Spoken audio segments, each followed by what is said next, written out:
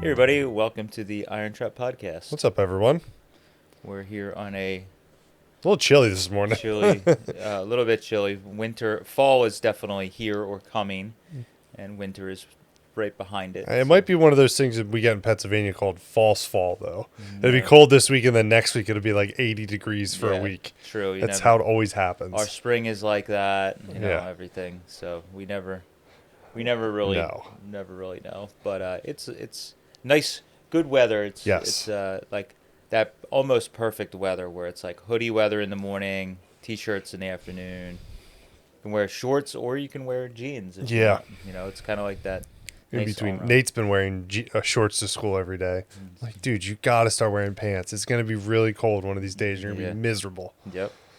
Yeah, so it's also slightly annoying because I've been, as the same old story, I've been working at the mill a bunch. Yeah. And it's like if you're working, you're sweating, you take the sweatshirt off, and then if you're like standing looking at something, trying to measure or make a decision, then it's like, oh, now I'm cold. Or you again. move 5 foot over and you're in the shade. All of a sudden, you're like, God, why does it get so cold all of a sudden?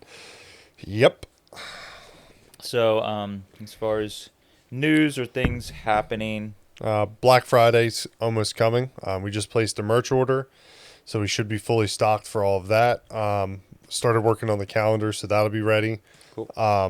We haven't figured out if we're doing a pre-order I couldn't pronounce that, shirt for Black Friday or not, if we're going to release an old design like we did last year. There's a possibility. Yeah, we got to decide on that. Yeah. As you can tell, everything's done by the seat of our pants here at IronTrap. things fall through the cracks. Yes. But we may do another shirt design, may not. If not, we'll definitely do one for this spring, some kind of new shirt design like we've been doing. So it was definitely trying to get new designs out, but just some of the designs are like when the inspiration strikes us. So like the part shirt was flipping through an old, Ford tractor catalog and found, the inspiration for that. So you never know when what. Just got to find the right inspiration. That's right. But Black Friday will be 15% off the website, merch, parts, whatever. So yeah, so it's a good chance. Even a lot of people, when you see YouTube channels, they're doing T-shirts, but we're actually also giving a discount on parts on the website. So that's pretty cool. If you're buying something, or if somebody's searching for a gift for you, they will get a small discount off of the item. I got to see if we can set up gift cards on our website. I believe there's a way to do it. We should figure out how to do that. So pretty sure Shopify has a way to do that. So we'll work on that. Yes. Maybe next podcast we'll say it's done. Yeah, we have gift cards now available. You can buy a $10,000 gift card for that significant other. We won't be mad at all. Yes, not at all. That would be great. Do we have to send them $10,000 worth of parts? Crap. Over like five years later, we're still sending them stuff. It's like, this is terrible. Otherwise, the event stuff is, as far as swap meets and things that we officially do, is winding to a close.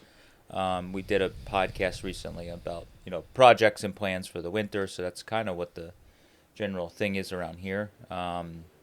Trying to get work done at the mill before it's like full-blown winter. So I've been on that. Yeah, you basically spent all week over there. Yeah, I spent the whole week. We had a friend that was helping us, on and off, and he wasn't able to help this week.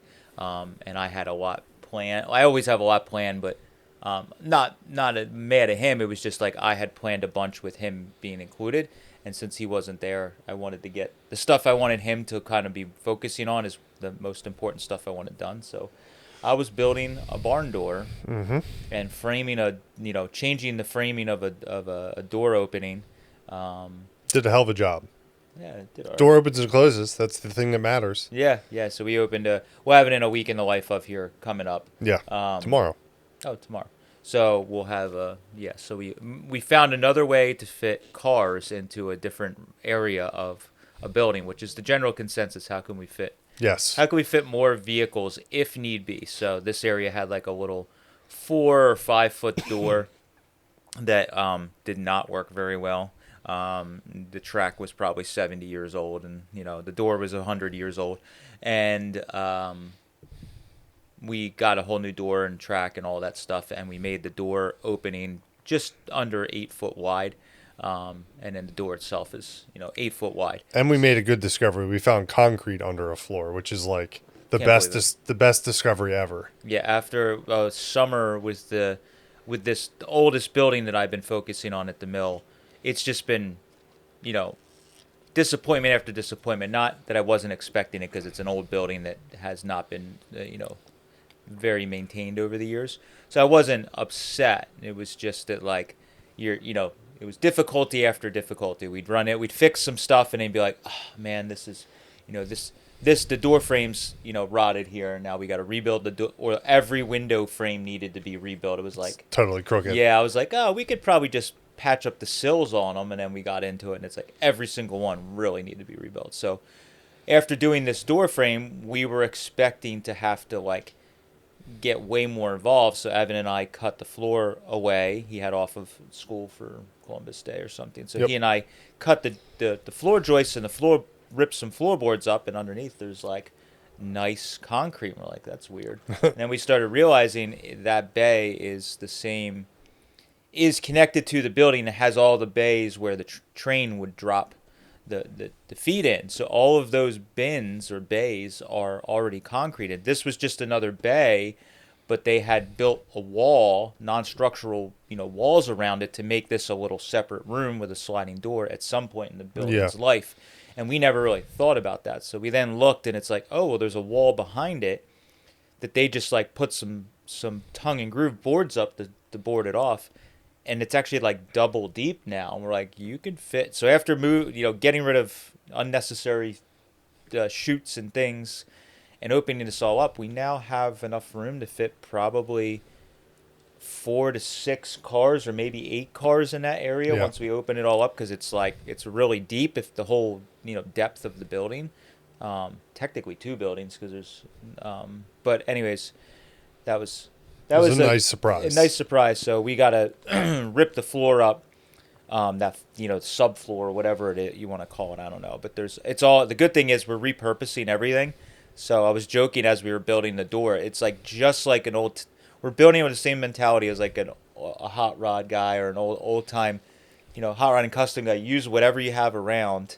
So like I'm literally searching for the right boards in all the buildings to build this door, and once I realized that we were pulling the floorboards up out of this room, I'm like, these boards are nice wide boards that are the same as the outside of the building. They've just been walked on and out of the weather. So I'm like, we can rip these boards off, use them to patch holes in the exterior of the building.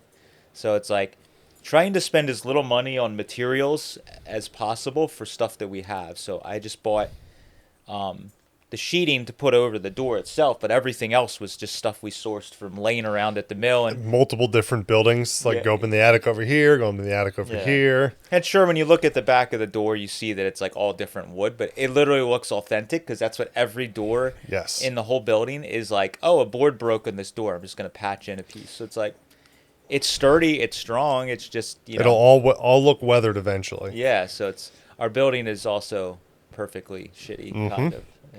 All the above. Yeah. So that's been the excitement for us lately. Yeah. So that's kind of what's going on. Today's I should mention the Oklahoma thing. We've talked about that. So if you're out in that area, hit us up. And if you're in the Oklahoma, Texas, I forget what other states. Is it Nebraska or Iowa's right above it? I think. Yeah. So if you're near any of those, Kansas. Kansas. Jesus. Good Lord. I was like, that doesn't sound right. If you're near any of those and you want a cheap project junker car, beautiful car, high-end merchandise. Yeah, we will be selling some stuff out of there in November. So hit us up. We had a few people hit us up to maybe help. That's also great. Yeah. If somebody wanted to come and give us a hand.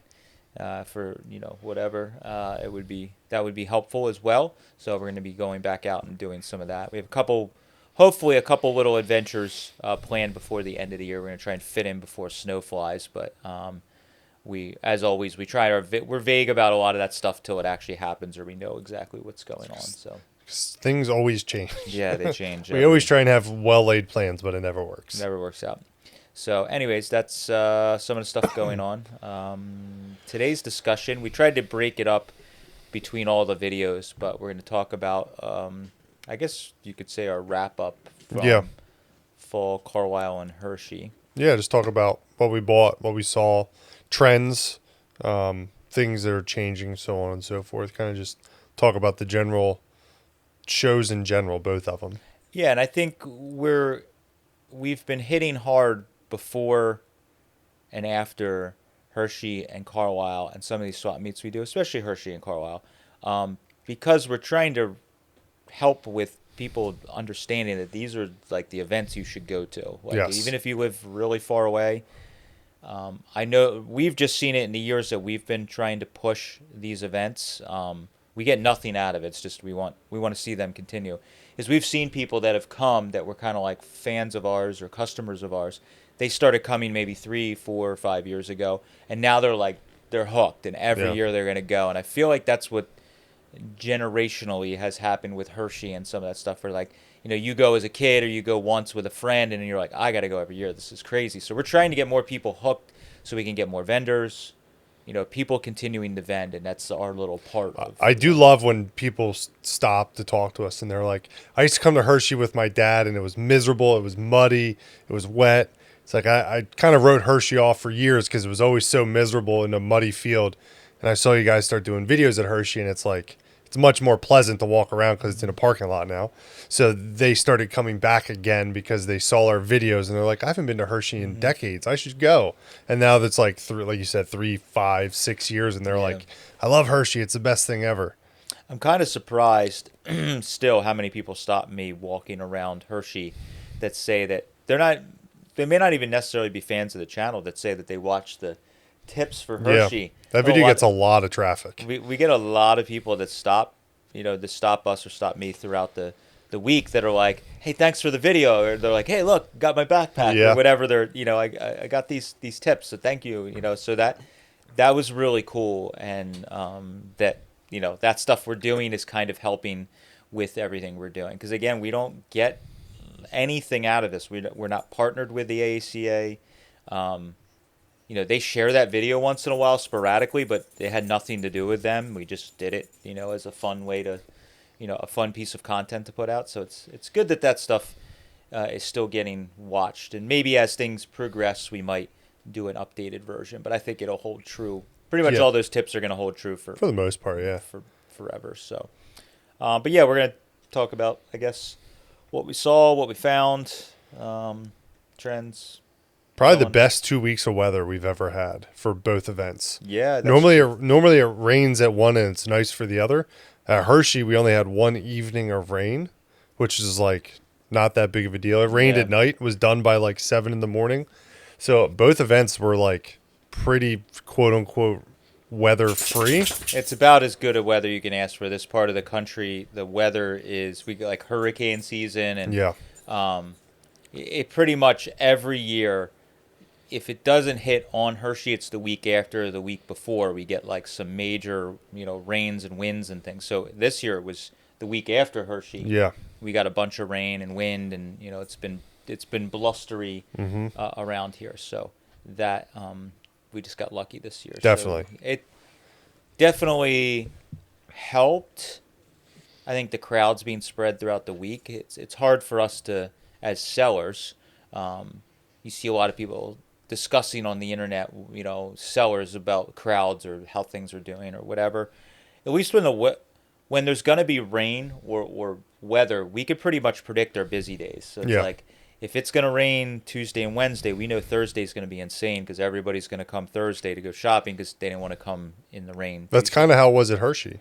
Yeah. There was rain forecasted for Wednesday morning till Yes. like lunch on Tuesday. So a lot of people came. Tuesday was like Busy. insanely busy Yep. because of that. And it happens every year. You can almost plan your social calendar off of that for Hershey. It's Right. going to be slam packed. Yeah, it's pretty crazy. So I guess Carlisle, we'll start with that. It was fairly busy with vendors. Yeah. I think there was some open I think spring was a little busier for vendors. Spring's always bigger Yeah, because that's spring true. they fill the whole top of the hill and behind the hill where like that little racetrack is. Mm-hmm. So fall's always a little smaller. The one thing I did notice is the car corral was like non-existent this fall. There wasn't a lot of cars. There was some cars for sale, but it wasn't as full as it normally is.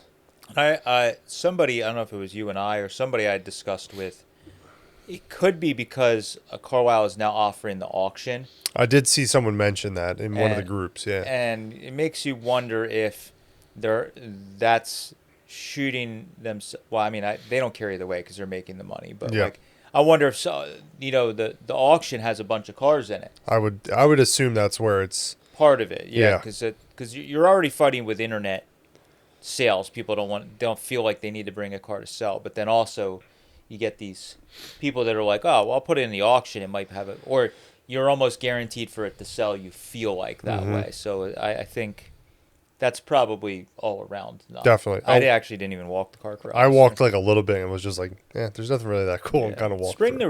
there was some kind of cool stuff. Spring there was a lot more. One thing I will say, if you use Facebook and the internet, there are 2 great Facebook groups for both Carlisle and Hershey. If you're looking for something very specific, there's a great Facebook group for vendors at Carlisle and Hershey. You can post in there that you're looking for this little specific trinket, and there may be a vendor that will have it, and you don't have to walk 10 million spaces asking everyone for little said part. And now on the flip side, though, like every Facebook group ever, they're also the sounding board for every negative Nancy and whiny Willie that's on the planet. And it's just like, this sucks. This is the worst ever. it got a little excessive at Hershey. Yeah. There was like live bitching. There was like a guy's wife or somebody I saw that was like live bitching about the free fucking bathrooms. I'm like, they're blah blah blah and this and that. I'm like, you're in a parking lot in a swap meet. I get it that the shower's cold and this sucks. Be glad there's a shower. Yeah. I mean, a lot of these swap meets that you go to, there's nothing. But like then these people are complaining about the free shower and the this and that and the ba ba ba ba ba. Like, if you really care that much, get a goddamn hotel. Sorry, my swearing's already going off the charts here. But I just feel like some of these people, like, they want the full, this isn't some. Dude, the swap meets, Hershey does above and beyond for a lot of stuff. Yeah, I don't. The amount of food vendors, the variety of food vendors is crazy. Yeah. Most places you go to, it's like you get French fries and chicken fingers, and that's the only thing you get. Or you're waiting in a line for fucking ever because there's 3 food vendors and 10 million people. Yeah, exactly. So, I don't know. I there is a lot of complaining and doomsday posts on these groups. So the group is great because I've seen people connecting that are like finding stuff. Yes. I also enjoy it because vendors are posting what they're going to have in their space numbers. So for me, that's super cool because I'm like, oh, that guy, I see some part in their pile that like might be interesting to me, or maybe there's a couple 32 parts and I'm like, let me go check him out in the morning because maybe he has other stuff. So that's like, I always make a list of some of those vendors, but like, so that part of it's good. But then like everything on the internet, there's like all the people that just go on there just like, this is terrible, the show's ending, everything's exactly. So we're trying to do the exact opposite. We're like, it's awesome, you should go, it's great, it's a good time. If we want to continue to have it, let's not be posting doomsday, and that. Well, those groups have been like that. Yeah. Not even just the swap meet, just the AACA group in general has been like that for years. Just talking about how it's not as good as the good old days. Well, it's never going to be as good as it was in the 70s. I mean, yeah, that's everything that you talk about, That's just how it was. Yeah. Rock and roll was cooler in the 60s. It's like, okay, we get it. That yes, we can't replicate that. No. But we can, make the best we can with what it is. So, so those groups I think are very helpful. They were good. People were posting, and I think overall those groups are pretty good, other than some of the complaining type stuff. So as far as vendors, what do you think the scale between old and new was? I feel like a lot more older car parts are showing up at Carlisle for our stuff. Yeah, I would think that Carlisle, in my opinion, has been getting better for older stuff. I'm quite surprised. There's always the same handful of vendors like ourselves that have early stuff every year, but I was surprised that there was more. There's some new or different people that were selling that stuff. I don't want to say that maybe there's more.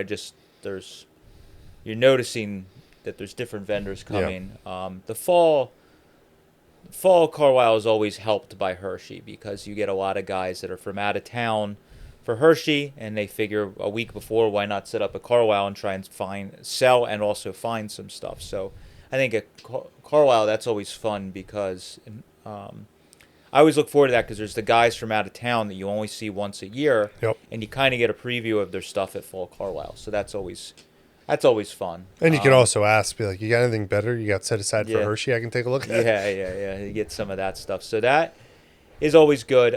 There's always a handful of vendors that. There's a lot of vendors too at Carlisle. Hershey's the same way, but Carlisle, there's a lot of vendors that you only really see at Carlisle. Yeah. Or maybe they do Hershey, but they get lost in the the sea of vendors. So there's some like older guys that I see at Carlisle that have early stuff, but they don't bring a ton. So you got to go and hit them every year right away and see what else they have. Yeah, exactly. So that worked out pretty good this year. So, but yeah, I think it was a good spread. I wasn't, as always, we'd love to see more of the early stuff, but there was a decent amount Definitely around for sure. Was there anything that you bought at Carlisle that was your favorite? It's hard. You got to think. Well, the thing at Carlisle this year that was really, this year swap meets wise, was really, I felt was off. I shouldn't say that. Every year of Fall Carlisle and Hershey, it's like, it is insanity for us between us selling and stuff being pre-sold, visitors from out of town. This year I added to the madness by allowing 2 people to stay with me for a month from out of town. So we had Dale from Colorado, and then we had Anton from Sweden. So both of them staying with me, and my father came to her. It was just utter craziness. So, I was a taxi driver. All between Matt and I drive back and forth every day, but it was like to Carlisle, got to go to the shop, pick everybody up, have a full carload, drive all the way out to Carlisle. It was a lot, but so this it's so our week started off with, I guess, Friday. I forget what day I picked up Anton. That was the week before. That was like the Saturday or Sunday the week before. Oh yeah, the week before I picked up Anton, and he basically helped me around the mill and with whatever else for like a week, and he hung out. Then Sunday, he must have went and did something. Yeah, he went to the KOP mall, I think. Okay. Yeah, oh yeah, we had to anyways. So then that Sunday, I went and picked up Dale at the Allentown Airport, which is a smaller airport closer to us. And like the night before, one of the early Ford Model A guys we know in the Model A club called me, and this happens almost every year. Guys will call, and we're thankful for it. Guys will call us and give us like first look or first dibs at parts before, as they're loading their van or truck. They'll call us and say, "Hey, do you want to look through this stuff? Because you're gonna end up buying it at Carlisle or Hershey anyways, and save me the packing it." So, our friend went and got a bunch of 32 stuff from one of his friends in the club who no longer could go to the swap meet anymore. So he went and drug a bunch of stuff out of his attic. The guy hasn't had a car for years, but he had leftover parts.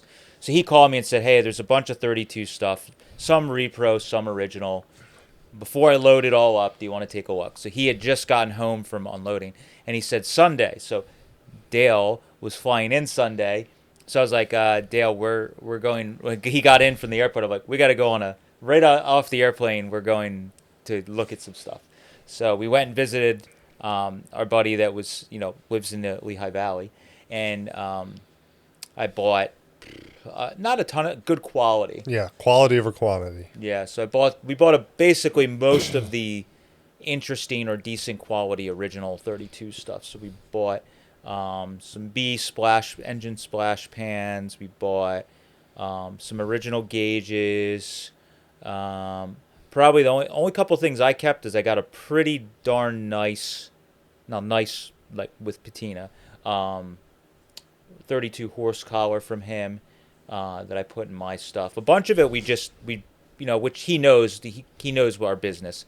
Um, uh, we bought and resold. We had customers in mind already. I don't remember what else I got for me. I got a couple odds and ends for me, but most Yeah, of I it don't was. remember. It was a small pile. It was a fair. It was a for what I got. If I told you what I paid for, you'd be like, "Holy shit, that's kind of a lot of money." Yeah. But in 32 stuff, it's not. Probably the exciting things out of that, which is unusual, is like the original zinc door sill trim for a 32.5 window. Yep. Like that's the stuff that's like, it's kind of stupid and it's worth nothing and it's worth it a lot at the same time because if you have the right customer, we're a lot different than other people. We have a big customer base and we have an inventory that we can sit on things. So sometimes I buy stuff like that and I'm like, I'm not sure if it's going to sit for 2 days or 2 years, but I know that it's really rare and there's going to be a guy that's going to need that. We got some of the trim that goes around the roof, the tack strip for the roof insert. So there's a lot of that kind of stuff that seems stupid, but that's like the insanely hard stuff to find. And like that's the stuff that sold right away. Yeah, it's the door sills and the tack strip were the first two things I sold. And the tack strip, I had a customer that was looking for it, and I forgot about. Oh, nice. As soon as he saw it, he sent a message. He's like, did that sell? I'm going to be at Carlisle tomorrow. Yeah. Can you please bring it? Yeah, so that stuff, that's where having our customer base is really good, that we can buy stuff. And even the gentleman that I was buying it all from, he's kind of like, I don't even know who's going to want some of this stuff. And I said, I agree, because he doesn't really sell on the internet. I said, I agree if you don't have the reach. Somebody would have bought the stuff at Hershey, but it might not have been as easy as he thought. So for us, we can take that item right to the customer and sell. Anyways, I bought a handful of things, but it was, I don't know, it was a few $1,000s, I think, or two or three grand I spent with him, and it was not a very big pile. It was just that, but there was some neat stuff. Oh, there was a beautiful 32 firewall in there, which is funny because he helped this guy buy it from the one estate that we're cleaning out. There was a huge local collector, so the writing on it, we could tell whose it was, and we're just laughing because it went full circle. This guy lives down the street from the other guy who we've been cleaning his estate out. He's been gone for years. And they live right down the street from each other. And I knew the handwriting. He's like, oh, yeah, I helped my friend buy it from him, years ago. And it's just like, this stuff just goes like, just trade hands. Around and around. But it's like the nicest firewall I've ever. Oh, if it had the padding on it, it would be the nicest. And it was original paint. Like somebody, I don't know if they acid dipped it or what. They stripped some of the paint off, but like it is no holes, almost no pitting, and we got a nice set of 5-window garnish molding too. Oh yeah, that was where a lot of the money was and what I bought because it was a full set. You almost never see a full set of garnish molding ever.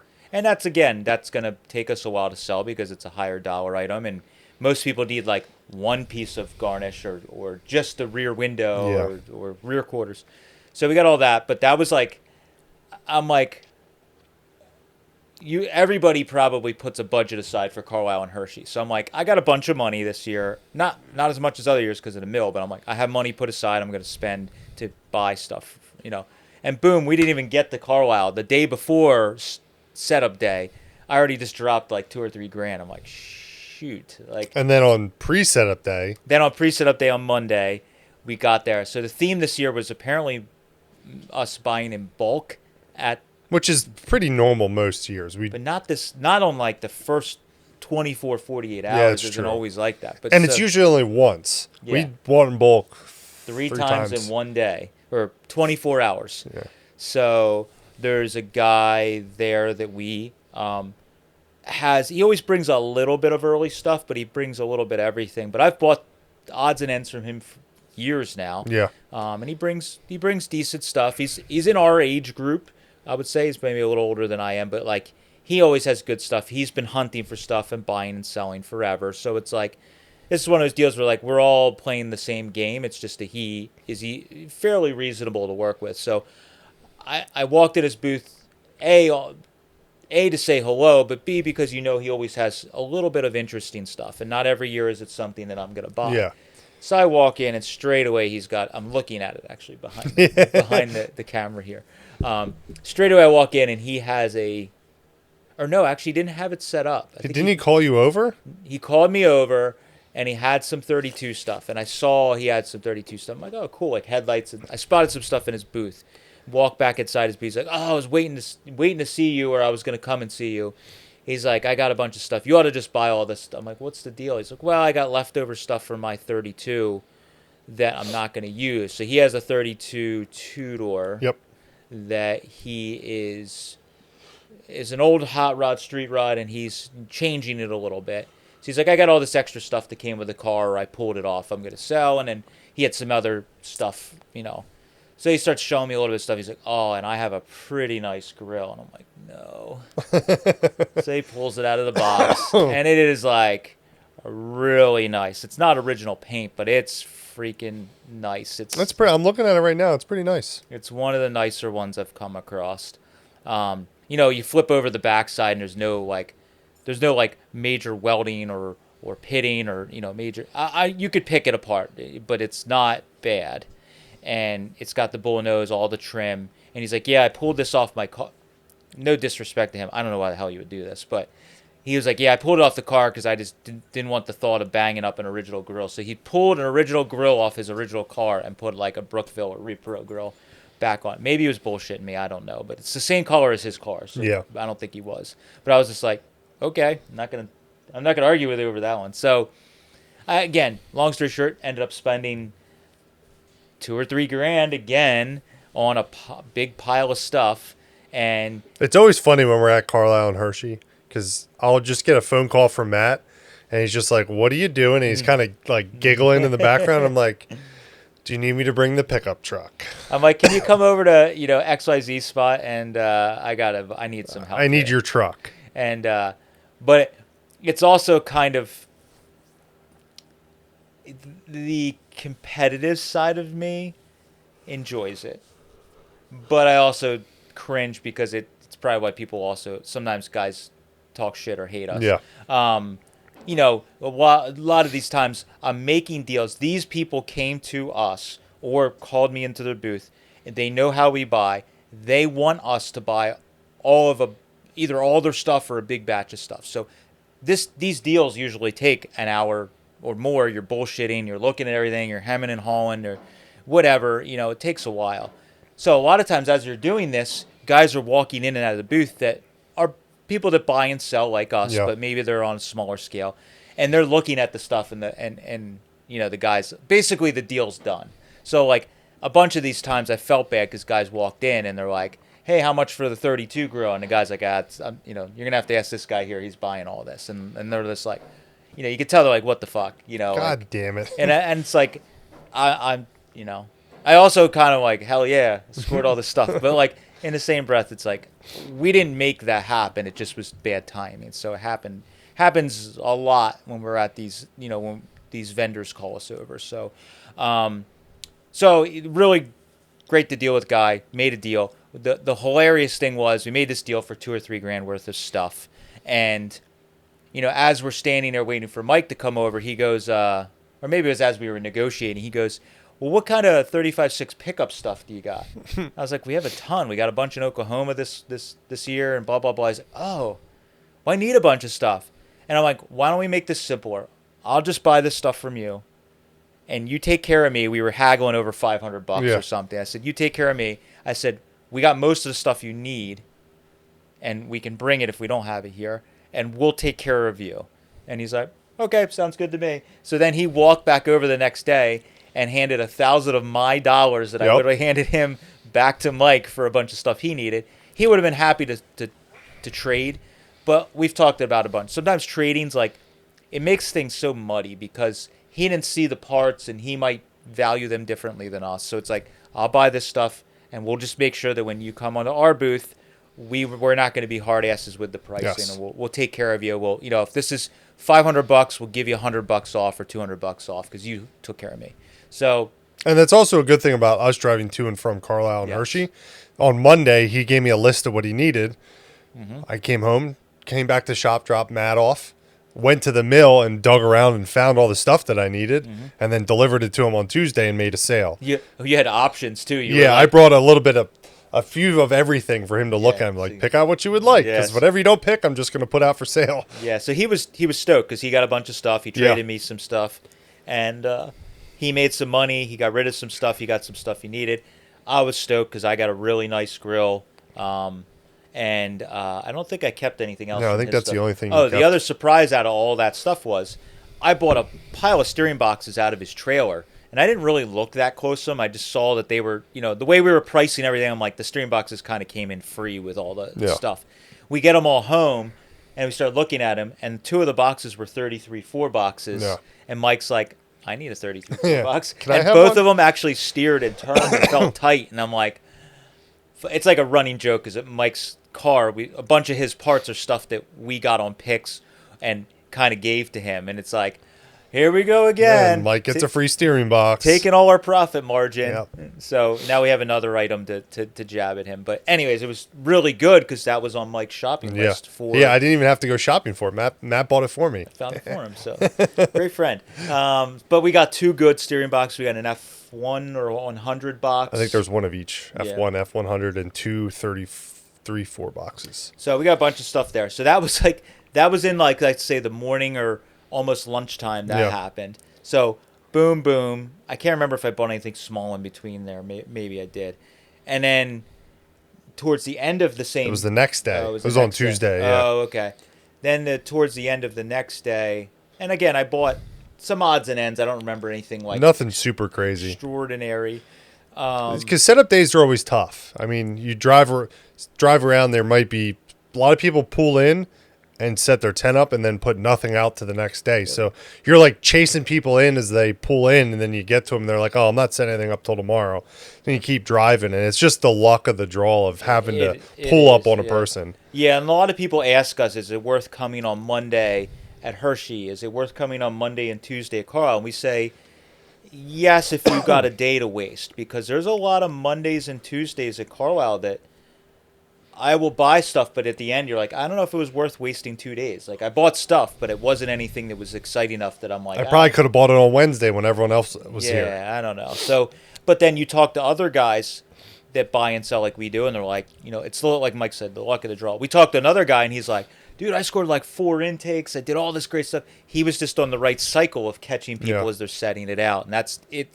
I like that Carlisle and Hershey...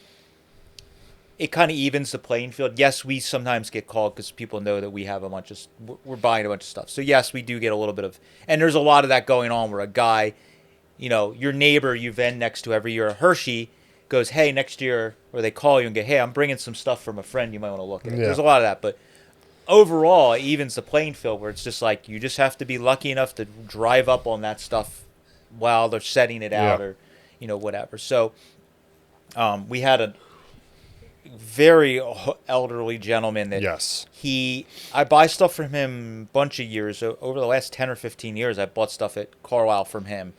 And I think he's from Jersey originally, but he has multiple properties. But he's easy to recognize. We see him every year. He's in the same spots. Again, one of these guys, I always drive up to his booth to see what he has. But the last handful of years, he's been really, really, really rough shape, Just put the perspective how old he is. Pete goes, I remember when I started coming to swap meets, that guy looked old as shit when I was coming to swap. When I was going in like the early 70s, he's like, I remember that guy, and he looked old then. Like, holy crap. Yeah. So the guy's pretty old. So he knows who we are. He can't possibly do the internet. This guy is 1,000 years old, and I don't even think he knows who the president is or what anything. Like, he's a nice guy, but he's to be fair, he shouldn't be going to a swap meet on his own. No, definitely not by himself. His health is not too great, but he rides around on his scooter, so he comes by our booth. We obviously have a big setup that's all the stuff that he's into. Yeah. So he always peruses around our booth. So I wasn't even at the booth. He made a beeline to our booth and talked to Mike and said, hey, I have a bunch of, I don't even know what he told you. Yeah, he just pulled in. He's like, I got a truckload of stuff that I'd be interested in selling everything to you guys. I said, oh, okay, what do you got? Started going down the list, and he's like, the only thing is I can't unload the truck. It's like, I'm not physically able to pull. Did he tell you that? Yeah. Oh, you didn't tell me that. Well, the way he explained it, he said it's just in the back of my truck. He didn't explain that there was a ton of other shit also in the truck. The way he worded it was like, yeah, I have some early Ford stuff in my truck I'd like to sell you guys. I then tell Matt. Matt goes over and... I know right where Mike describes him. I know right where his space is, who he is. So I go over and I go, I'm like, hey, yeah, blah, blah, blah. He recognizes me. And it's like, okay. He's sitting there like out of breath. He's like, all right, unload the truck. I'm like, unload your truck? Thanks, Moon. Good job, buddy. I'm itchy. So I was kind of like, so we started unloading the truck, and he wants to make a deal with us, but I don't know what I'm unloading. Yeah. I kind of do. I also get an agitated phone call from Matt. He's like, hey, can you come up here and help me unload this? This is like, it's hot. It's like hot as balls. I'm digging in the back of his truck, clamming on my hands and knees to get the stuff out. So long story short, this guy had a property in Tennessee. Yeah. Also, I'm guessing he probably went down there in the winter or something like that. But he had a truck, 34 pickup there. I guess he had a bunch of cars there. I think he said he lost 9 cars. And he was in the middle of restoring a 34 pickup. It was all painted but needed to be assembled when the floods came in last year right around Hershey and Carlisle. And he basically lost almost everything. He had some parts that they were able to save from the flood that were all freshly painted parts that they could carry out of the garage. But I guess his insurance company did pay him for most of it, but they then took the cab, the bed, the major cars. They took them and, they went to some salvage auction probably. And so he I'm digging through. So someone else loaded all this for him. I don't know, a relative, a friend, a neighbor, whatever. So he's like, I don't even know what's in there. I'm like, okay, well, is it nice? What is it? He's like, I think there might be a hood. He's like, he didn't really know. So I'm unloading this thing. We haven't even talked dollars.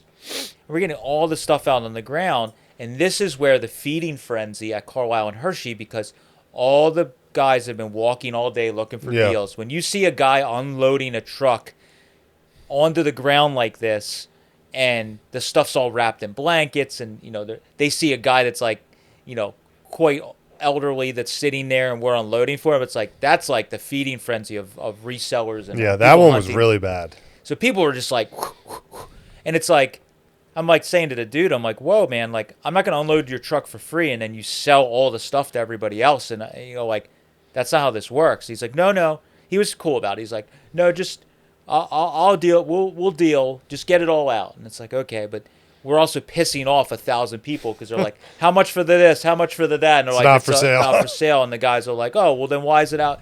Did you guys give him cash? And it's like, dude, I know this is awkward, but this is how he wants to do it. Yeah. I don't know. So, and we ended up buying. He had a freaking steam engine. There was house stuff. There was Stanley steamer engine in there.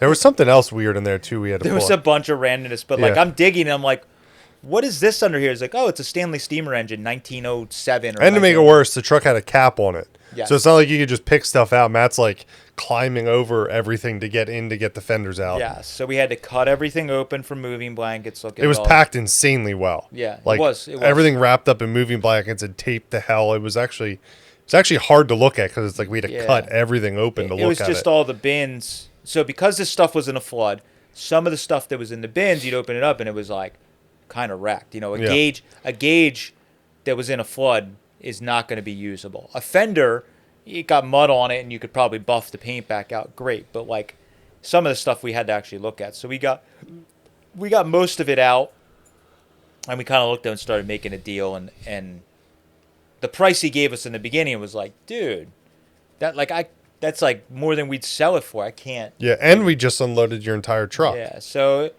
he was a tough negotiator, but it made it even more stressful for us because there was 1,000 people trying to come up and buy that stuff. There was a beautiful, probably the nicest one we've ever had, 34 pickup grill. Yeah, painted black, perfect, sitting there. And it's on display. And old car grills is like magnets that, it's like throwing chum in the water for sharks. Or just nicely painted old car panels in general. Yeah. So people were on it. But we basically got front and rear fenders that were original fenders that were restored that are very nice. I mean, some of them have a little bit of work in them, but not much. And you got to figure this guy was buying this stuff for years, so he was buying good And I think the driver's side front fender, the non-weld fender, is actually NOS. Wow. He said it was new. You know, they don't reproduce them. He said it was a new old stock fender that he got for the truck and had it painted. And the other difficult thing is he was getting out of breath. He was very overwhelmed. So, like, I was trying to ask him questions to make the deal, but, like, these questions are very important for us. So, like, I'm like, are these fenders reproduction? And he said, well, you said, like, oh, that one's new. And I'm like, well, is it new, like reproduction, and you modified it to make it a 34 pickup fender, or is it like new old stock? And he says, it's new. It's like, and then I could tell he's just getting overwhelmed. So, like, okay, we'll just have to work around all this. So we worked around it. We, turns out that they were real 34 pickup fenders. There's a little like nub or there's a little like bump in it that's for the cross member, I believe, if I remember right. I think so, yeah. That's like a bulge that's formed into the fender. You can take, I believe, 32 car fenders. 32 pickup fenders and modify them to make the bulge. They're still not right, but you can. And that's where we were like, as we're trying to negotiate, I'm like, well, if these are just 32 car fenders that somebody hammered the shape into and modified, that's worth way less than real 33 for pickup fenders. So they ended up being all the right stuff. The grill was beautiful. We got a bunch of Columbia stuff, and the funniest part of all of it was he totally caught us off guard. So I just bought our friend on Sunday, and then the guy on Monday. I dropped a bunch of money, and then I bought random stuff throughout the day. And it's setup day, so we haven't sold anything. And because of all the craziness going on, I didn't have time to physically go to the bank to get more money out to have like money. A lot of years I get some money out, so if there's a car to buy, I have a bunch of money, either at the house or available. Yeah. I didn't have anything because I didn't have time, so I had literally whatever money that I had kicking around from selling junk here, and I spent like 80% of it, and then this dude comes up and we're like looking at $3,000-$4,000 worth of stuff, and I'm like, and then we start making the deal, and we finally come to an agreement on a price, and I go in my pocket, I said to Mike, I'm like, shit, I don't think I have enough cash on me.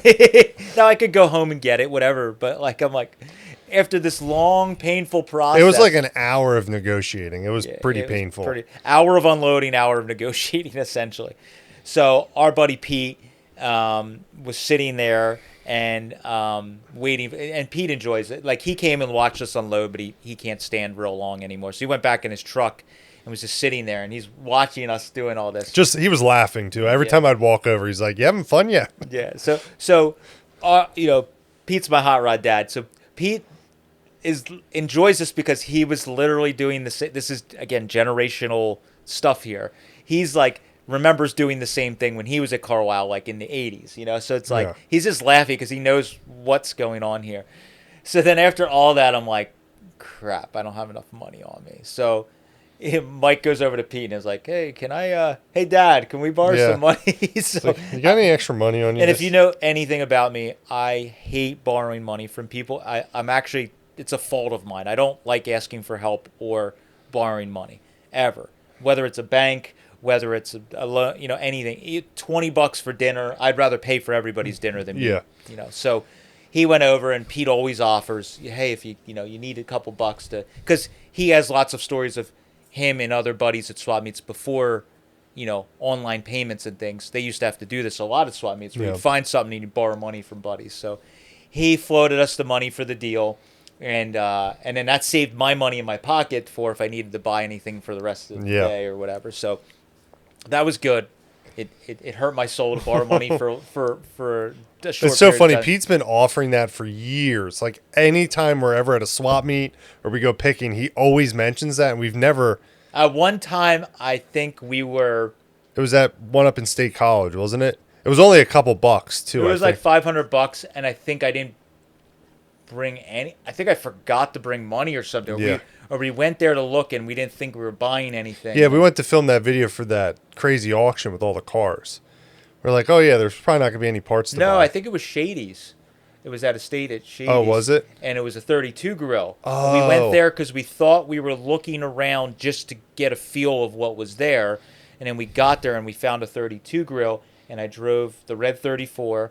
And I brought literally no money because I thought it was just like meet and greet with the widow and just say hello. We're not pushy with buying with a lot of these situations. So I was kind of like, I'm not going to buy anything. I'm just going to say hello. Pete's going to, introduce us, and then maybe we can buy. And then we get there, and it's like, yeah, you can buy that grill. And I'm like, crap, I don't have any money. So I borrowed, $500-700 from Pete and bought a grill.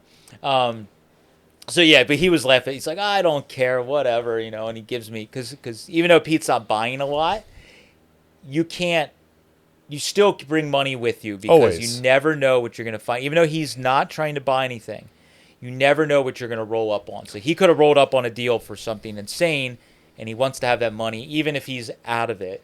He's not out of it. Do you know how many old dudes we talk to? They're getting out of it. They're never. And they stop by our booth and they buy shit every year. They're never every year. You're not out of it. You're either looking, or you still have the eye. Why did you bring money to the swap meet? If you don't need anything, you don't plan to buy anything. You should have brought $20. Enough for to get in and a food. Yeah. So, anyways, he lent us the money. That was funny. So we brought all this stuff back. And the funniest part of that whole deal was that night I get home, and this was just like total mayhem. It's the end of the day. We're trying to leave, blah, blah, blah. I realized that I left, actually, this flannel. It's like a nice vintage Pendleton that I love wearing. And some 34 Columbia control parts that are actually quite rare. That was the other thing we got that was really rare in that stuff. There was two 34 Columbia bells that were converted by John Connolly that does the bulletproofing of the stuff. There was two of those rear bells, which are very rare or expensive to have done by John. And then there was the controls that John makes, 34 specific switches for doing a Columbia and a 34 if you're trying to do it restoration. Yeah. And I realized that I left the copper brass switches on the tailgate, and I left my flannel on like a car part that was on the side of his booth next to his truck. We got home that night, and I'm like, no. And because of the steam stuff, we thought the brass valves were, initially we weren't sure what they were, and then it dawned on me what they were. And then I looked at John's site, and I'm like, oh, yeah, they were those switches. So I had them sitting there. I was going to just throw them in the boxes because I had a hunch anyways. And then I just, through all the craziness, forgot.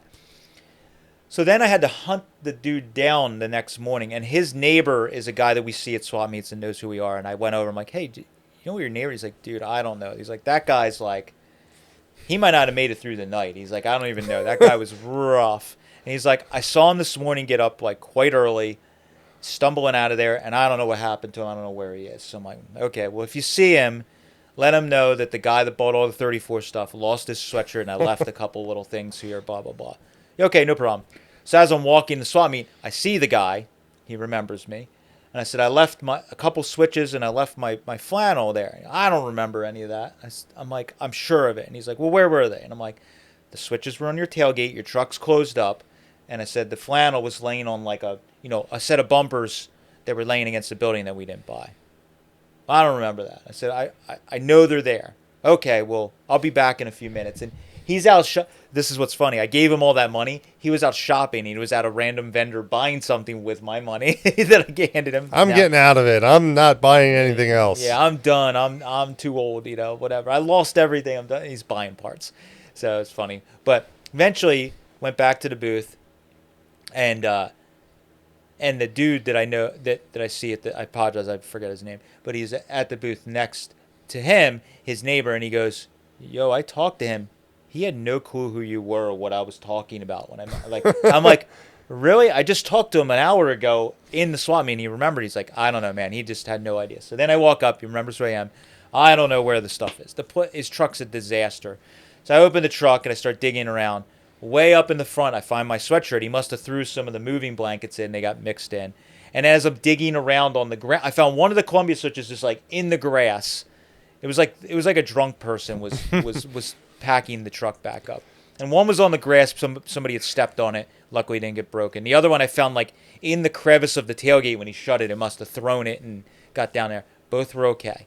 But I got those things. But I was like stressed out because I'm like, man, I'm going to lose these 2 valuable valves and one of my favorite Pendletons. Yeah. All through this stupid deal, So we got everything. It worked out great. And then after that, the craziness kind of tapered off, and you didn't really find anything else. I don't remember if I bought anything real exciting. You found the craziest thing happened. Matt bought a set of green guide 682s with no bezels or lenses on the top, which we buy like that because we find bits and pieces.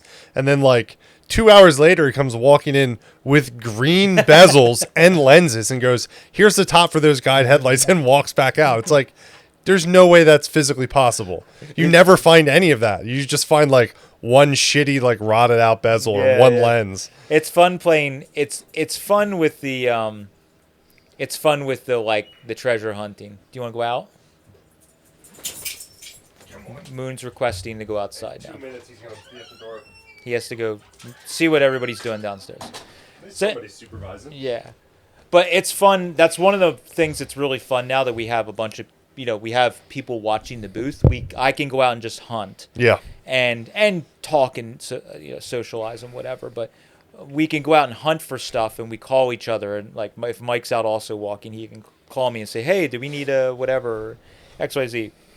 So there, I'm like bringing like little pieces of gingerbread, back. I'm like, "Here you go. Here's that. See you guys later." It was just funny that they're both like they almost matched the buckets perfectly. Like someone took them off and was selling them separately. Yeah. It's so crazy. But we find a lot of stuff like that's like a lot of what we're searching Carlisle for is actually just like normal kind of boring inventory. Like I do find good stuff at Carlisle, like more interesting stuff. But a lot of what I'm looking for is like steering boxes, headlights, random stuff that we sell every day of the week. Just the bread and butter stuff, as I call it. It's like we're just always. I mean, that's what we're both doing. I'm looking for the holes in our. I know what's missing from our inventory a lot more than Matt does. That's what I get phone calls more from Matt is like, "Hey, I'm standing here looking at X, Y, and Z steering box. How many do we have on the shelf right now?" It's like 0. Okay, buy it. Yeah. Or he's like, "We have 27 of them," and the guy's asking 150. You're like, "We get 160." It's like, not worth buying it. I'm like, oh, okay, that whatever. I just some of that mechanical stuff I know, but when it gets a little more expensive, I'm like, I don't remember exactly what we get. And prices change and stuff gets hard to find. So if it's not a car that I personally have that I'm hunting for parts, sometimes I'm not as up on the value or how. And this year we were trying to behave ourselves because we have so much back inventory, and it's like, do we really need to be spending thousands and thousands of dollars on more inventory when we have, which we had already done. Yes. But the inventory we bought, we didn't have. It's like we were buying quality. Like all 3 of those purchases, for the most part, were, when I'm buying the original 32 parts or stuff that, is really nice, I don't mind buying it. So it was like quality parts. Yeah. A little bit of the stuff I bought from the vendor with the 32 grill was a little rougher, but, it was still good, usable stuff. So the rest of Carlisle, I didn't find. Oh, we found those like new old stock Lions white wall caps, white wall trim rings. They're like white sides, I think they call them, but they were new old stock in the box, 4 Ford 16-inch wheels. That's the hard part. You see a lot of these Lions caps and accessory trim rings, and they're almost never for Ford or for GM or some weird off-brand. These were 4 Ford in the box with the instructions. I don't know if they've sold yet or not. I have a guy that's interested in them. He wants to put them on a set of wide 5s. Okay. So I actually have to test fit them today to see if they fit wide 5s. I wouldn't test fit them very hard. No. They're new old stock. Yeah, exactly. But we, like that, what's funny is that was from our neighbor across the way at Carlisle. That's an early Ford guy. I didn't see him the first. I was like on Thursday or Friday. I bought him from him. I didn't even see him, and he's like, "Oh yeah, I had him out like all week. I just wasn't walking the right direction." So I did not buy a sign this year. Did a Hershey, but not a Carlisle. Bought that Oliver sign. Oh yeah, I did. So at Carlisle, I didn't buy a sign. Correction. Yes. So yeah, otherwise, I don't think at Carlisle we bought a ton. The big thing at Carlisle is we sold the 39 coupe. Yes. which makes our lives. The nice thing is it was bought and picked up at Carlisle, so it makes packing up 1,000 times easier because I don't have to pack a car to put in the trailer. And I would like to think that that was the bargain of Carlisle. Yes. A lot of people are coming by our booth like, I can't believe you're selling it so cheap and da-da-da-da. And, so for all the people that talk crap on us that we buy and resell and we price our stuff ridiculous, we're actually not. There's more oftentimes than not that we sell project cars for like I sold that car, we sold that car for what we would have bought it for if we were looking. Like if I was looking for a 3940 coupe project and I saw that, I would have bought that. Yeah. It ticked all the boxes if you're looking to build one. So Definitely. we buy the stuff right so that we could sell it affordably. And then if it's really rare, yes, we're going to ask more for it. But that was like, let's just move it along. And that guy bought it, and hopefully they're happy, and they're going to build it, and hopefully buy lots of parts from us. Yeah, that's always the goal. But so that was the kind of the idea there. So we're very happy to see that go. And a lot of people were like, "Man, I should have came over and bought it earlier. You get all those guys. I would have given you more." And you're like, well, I don't know what to tell you. It was sitting there, and it was for sale. Yeah, and like those guys didn't buy it at 7 a.m. I mean, it was there for a few hours at least before. They bought it like 9 a.m. on Thursday. Yeah, so it was there for a little bit of time. Yeah. So yeah, that was basically the big thing. We had our Mexican feast on Friday. That's one of our Carlisle traditions. Carlisle traditions. Now we go down to Mechanicsburg. Is it Mechanicsburg? No. It's basically towards Harrisburg. Yeah, we stopped and got Mexican, which was fantastic. It always tastes better after loading at Carlisle, which was great. And Sunday, because the way that Hershey's moved this year, Sunday we spend part of the day and pull some stuff out that we only take to Carlisle, put fresh stuff in for Hershey, and then because of Trog being between, there's some people from out of town that just stop by and visit. And we had a customer from Minnesota he bought the 39 convertible sedan a couple years ago. He's buying parts to fix that car, and he has a bunch of projects. So he bought a T5 from us for another car. He bought a flathead engine, a bunch of stuff. He's a very good customer. He's always buying a pile of stuff. And he made a mistake. He showed up with a U-Haul because his trailer wasn't showing up for the engine for a day or two. Mm-hmm. So he showed up with a U-Haul at our place. So I was like, what do you need? What can we? It was a 10-footer, so it wasn't very big. But I was like, what can we put? How can we fill it? Yeah. But yeah, and then we hooked him up with our buddy George that did the Columbias for us. So he dropped the Columbia off to him, and then we're gonna ship it. We're gonna basically freight it. We're not gonna pay for the shipping for free, but like we'll crate it for free for him, and that's not. We do this quite often for people or customers or friends. So because we're all set up for doing freight, so when it's done, we'll put it on a pallet. We'll get it shipped out to him and handle the logistics, which helps him get a Columbia rebuilt. Yeah. Our buddy George gets a little bit of business of a rear to redo. And George doesn't have to deal with the headache of freight shipping. Yeah, he doesn't want to deal with any of that. So we're helping to facilitate that. So that worked out really good for him. And if his rear needs any parts, we have them. So we'll be able to help. George is right down the street, so he can just come and pick them up. So it'll work out fantastic. So that was good. We always get a bunch of visitors. We had a It actually wasn't too bad this year. Some years it's like there's like 50 people that show up and it's come throughout the day. Yeah. So we had one or two groups of people that came. It wasn't real crazy, which was nice. And I forgot at Carlisle. I bought a $30 32 grill. Oh, that's right. I forgot that was $30. Pretty banged up, but I bought a $30. There was a guy that was pulling in. He had a 32.5 window on a trailer, and you could tell it was an old hot rod that somebody tried to. Is that that was in black primer? Yeah, somebody tried to like fix up, and they kind of took apart a neat old hot rod, and they put like a Speedway front end with disc brakes under it, and blah blah blah blah blah. But I see that, and instantly I'm like, what else do they have? So you could tell that they had swapped. It had like a new Speedway grill shell on and all this stuff. So I'm like, they're unloading the trailers parked, and they're starting to unload the truck of their tables. And I swing by like, hey, you got any other 32 parts? Yeah, we just got some junk left over from this car that we took off. what else you got? What kind of junk? So they start pulling some stuff out. Oh, I bought a very cheap 2 seconds. That was the day that I was on a roll. You get on these cycles. I feel like at swap meets, you get on a cycle where you're in the right rotation of buying stuff and whatever else. And if you keep, I'm very superstitious. So if you're this, I feel like it's a Philly thing. Like Yeah. with the Eagles, it's the same way. Like we're all superstitious. So I do that even at swap meets. I'm like, I'm on the right cycle. I can't go back to the booth. I need to carry all this stuff. You see Matt walk to the booth. He's got like a million things. You're like, dude, you could have dropped. I can't stop. I'm on a roll. Yeah. So I bought a really affordable Olds 3.2 Olds intake, and then I walked like 2 booths, found these guys, and I bought a 32 grill, which had been cut for a channeled car. So this car was probably channeled because it was all this stuff was white. There was something else. Oh, I bought a 32 dash that was all cut up for different gauges and a couple odds and ends, but the stuff was all like, give me $30, give me $50. I think I spent like $150 for a pile of stuff. And the grill was not super nice. I tweaked it all back into shape. I actually have it down in the building. I was able to get an original insert to fit it after some hammer and dolly, and because it had like expanded metal. But that was pretty cool.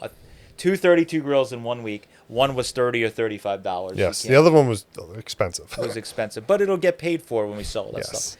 But that was kind of fun. So I bought a handful of things. I did buy some good stuff. The coolest thing happened at Hershey or at Carlisle. A guy showed up to trade.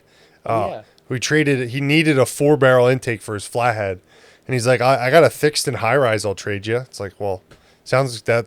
That's the kind of trades we like. It's 4-barrel intakes are not the easiest to sell. We had like 3 of them. Yeah, we had 3 of them. The one we traded for is actually kind of rare. It's a Fenton 4-barrel. Mm-hmm. They're like kind of an oddball. You usually see Offenhausers or Adelbrocks. Mm-hmm.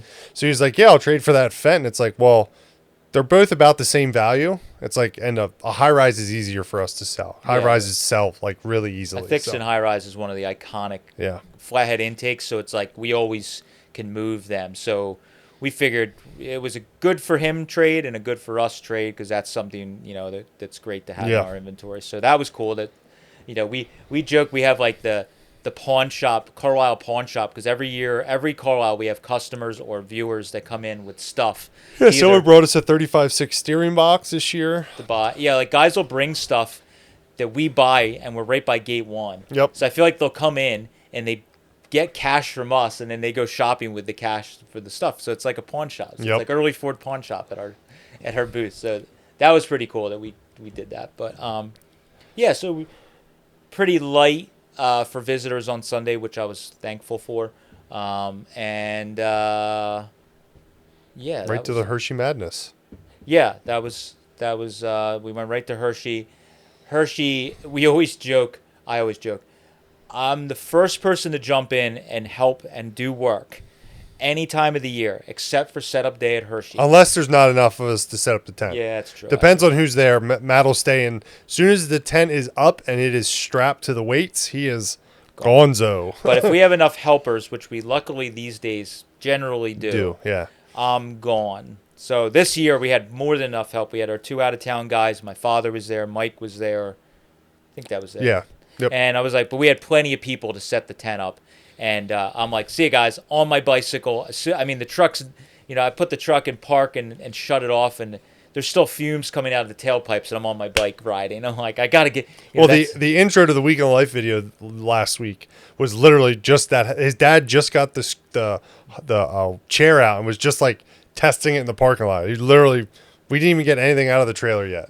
I was gone. Because that moment is my favorite, like that moment of pulling into Hershey, getting on the bicycle and going out to thousands of potential vendors, of cool stuff. It's like that manic moment where you're like, what's that? Oh my God. And it's just like treasure hunting to the max. So I love that. Even if I don't buy a damn thing. And usually most years on setup day, it is like that. It's so setup day is very sporadic at Hershey. It's tough. Like I said, a lot of guys just pull in and drop their stuff and don't even. Or they're doing the same thing as us. They all get on their bicycle or they drive around looking for deals or going to visit friends. But there is also all those opportunities of people just pulling in with the trailer, not even set up, and you spot something on the trailer and you're like, ooh, snatch that, Yeah. snatch that. So I don't buy a ton, but every year I score some stuff on Monday that's like You bought Packard headlights on Monday. that I specifically went for. I bought. Did I buy that sign and the other stuff Yeah. on Monday? Yeah, it helps you carry it back. So Monday, the great thing on Monday is they are okay with you riding a bicycle on Monday. So that's the only day I ride my bike during the swap meet. Now, before early in the morning and after hours, you can ride a bicycle around, no problem. There's idiots that still ride it during the day, though. Yeah, but so we've had some people comment on our video. How come you can ride bicycles? There was a guy commented, "I'll never go back to Hershey because they got me off my bike and you guys are riding." Asshole, I abide by the rules. So Monday, you can ride your bicycle around. You will not see me riding a bicycle during hours. Now, if it's pouring down rain and the place is basically shut down, yes, there's been years I'll ride my bicycle. Yeah. But like otherwise, Monday's the only day because it's so spread out and sparse. You might go 4 rows to get to a vendor that might even be setting up. So buzzing around looking for stuff, and it's always fun. But you can also, I hit the whole swap meet in that day. I must have put 30 miles on my bicycle riding up and down rows. There was a bunch of people that were like, I just saw Matt way over there. And then someone comes in the booth a couple minutes later, they're like, I just saw Matt way over there. It's like he was bebopping around the swap meet. My ADD's on max. And a lot of times I'm going to people that every year have neat stuff just because I want to see what they have, whether I can buy it or I can't buy it. Yeah. It's just going to see the neat stuff that you want to check on. And then there's people that I go to see to say hello to and have a quick conversation because then you know that the week flies by and you don't get to talk to them. So I stop and say hello. So I always stop and visit. A few rows over from us is Ron and Laura that they always bring a ton of speed equipment. Yeah, Great so stuff. we stop and see them. All the Connecticut, New England guys, are all in a row there. So I always go and see them, see what kind of neat stuff they're putting out, say hello, blah blah blah, and then buzz around and whatever, and go over the bridge and go see. But this year I had a shopping list, and there was some Packard stuff I was looking for, and I knew for a fact when you go over the bridge, over to Green and Orange Field, there's most of the Packard vendors are over there. So there's there's one vendor in particular I remember every year when you cross over the bridge, you make a right in the first few rows. There's a guy every year that has Packard parts. And every year I go and look through his booth because I've liked Packard stuff for years. And maybe I'll buy a trinket or whatever, but I was like, I'm going right to them because if anybody's going to have the headlights, it's going to be one of these 5 booths that are in that, general area. So sure enough, I go right over and he has a set of those headlights, exactly what I was looking for. They're like the 37 V8 headlights with the senior headlights with the Mohawk trim. Yeah. Complete, painted black. Everything's in them, which was important for me. I didn't want to buy pieces and bits and I'd rather step up and buy a full set. They were actually hot rod headlight money. I couldn't believe it. So I was expecting this year to blow a bunch of my budget on these expensive Packard parts, and I'm like, the stuff was no more expensive than a set of, I basically paid for them what we sell a set of nice guide headlights for. So I'm like, okay, this is relatable, no problem. Boom. Yeah. Bought them, left them there because I was on my bicycle, and I'm like, and I had no bag, no preparation, typical me. Yeah, we got to find your swap meet bag. I don't know where it's at. It's gone forever. It's somewhere. It's in a trunk of a car or somewhere. I don't know. Maybe it's in the delivery stuff somewhere. And then I was riding around I guess the theme for setup day and Tuesday was I bought a lot of intakes this year. I don't know how many flathead intakes, but I bought 3. Yeah, I guess not a lot, but I bought a few, and they were all really cheap. I should say 3 intakes because you bought that Olds at Carlisle, then you bought an Edmonds and a Fenton at Hershey.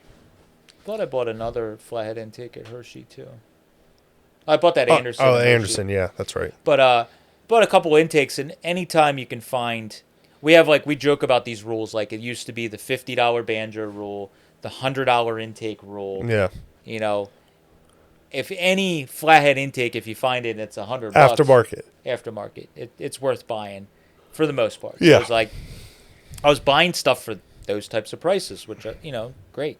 So we rode around. I found an intake then, and I found an intake and something else, and I saw that Krager intake way down By the car corral, by the basically. car corral in Orange. Orange Field, and I had my bicycle, and it was a 4.2 with the carbs and all the linkage, and I was like, I have a Krager, but the freaking cast aluminum piece of linkage that you never see was on it. I'm like, oh, I really want that, and the price was affordable, but I had my bicycle, bought those headlights. It's like, I'll come back for it. Or I was just, for whatever reason, I didn't buy it. I don't know why. And then I went and visited Patty and Tim that are not far from there. I was like, hey guys, can I borrow some bungee straps and some plastic bags? Because they're always super prepared. So they gave me like 6 plastic bags and a bunch of bungees. I bungeed my intake, my flathead intake to it. And then I rode back to the headlights. And then I double bagged these headlights. And these dudes were like, I'm putting them on the handlebars. And they're like, I just bought Packard headlights. It's like, Packard Senior headlights. And I'm like, put them in plastic bags and put them on my handlebars. They're like, you sure? You can come back for them. I'm like, I got it. It's good. It's double bagged. Do you see there was a comment? So it was like Matt looking like Debo Yeah. across the bridge. coming to take your hot rod parts. Yeah. And that's where I posted a funny video. We always joke that. I put it in the week in the life of. Oh, did you? Yeah, it's so funny. My bicycle, it's an old bicycle, and the crank a lot of times is bent on them from kids throwing them down, and it like just hits the chain guard, so when you're pedaling it sounds like you have a rod knock. So I posted something on our social media that like the old girl has a red rod knock that gets me home every time, and I'm riding with these headlights on it. But that, like, to me, that is the fun of Hershey. Like, I always loved the fun of going out with no preparation with my bicycle, and you get what you get, and you try and get it back to the booth. And that's my favorite thing to watch too. Is just people like struggling to carry shit. Signs on their shoulder on the bicycle, and their wagon that they're pulling, and it's like the stuff's precariously strapped. So to it. good. So Patty and Tim, I owe you guys 2 bungee straps. And then I went and bought that Krager 4.2 the next day and had to carry it all the way back to our spaces. Yeah, that night I got back to the booth and I was like, I should have bought that intake. And Mike's like, well, what did he want for? And I was like, $600. And it was like at 497s or 4 Strombergs, the linkage, the intake. And it's like, the intake was probably worth $500-600 on its own. So I'm like, to get that linkage and the carbs, it's like, even if I pick whichever Krager intake's better, I'm like, you can't find those little pieces. They're like impossible to find. So it's like, sometimes it's like you got to just spend the money and then play the long game and swap around to get what you want. So I was like, Mike, if you go over there and he has it, just buy it. So Mike went over. It was heavy. It was heavy. I carried it all the way back. So Mike gets the. Someone was like, Luke was like, it's an aluminum intake. I'm like, it's got 4 Strombergs on it. They're not that light. And you got to carry it like miles. Yeah, it was literally almost the furthest point from our space I could be. Yeah, it's pretty close to. It's okay. I had to walk back to the booth anyway to get a hand truck to buy it. I bought a set of wheels. Yeah, that was funny. You bought what, 4 46.8 Ford wheels for insanely cheap with tires. And then you took the hand truck all the way over there, wheeled them down 3 spaces to a friend, and he went, I've been looking for a set of those. You want to sell them? That happened to Hershey so often. And I felt bad. I was like, he's like, where'd you buy them at? I'm like, literally right there. He's like, you got to be kidding me. I was like, I literally was just walking down the road to you, and I bought them. He's like, I gave him a really good deal. You know, I made money, but not as much as we would if I would have brought them to our booth. It was just so funny. I was just like, well, I guess I just took the hand truck on a walk all the way to the other side of the swap meet for nothing. Could have just wheeled them to you. And like I bought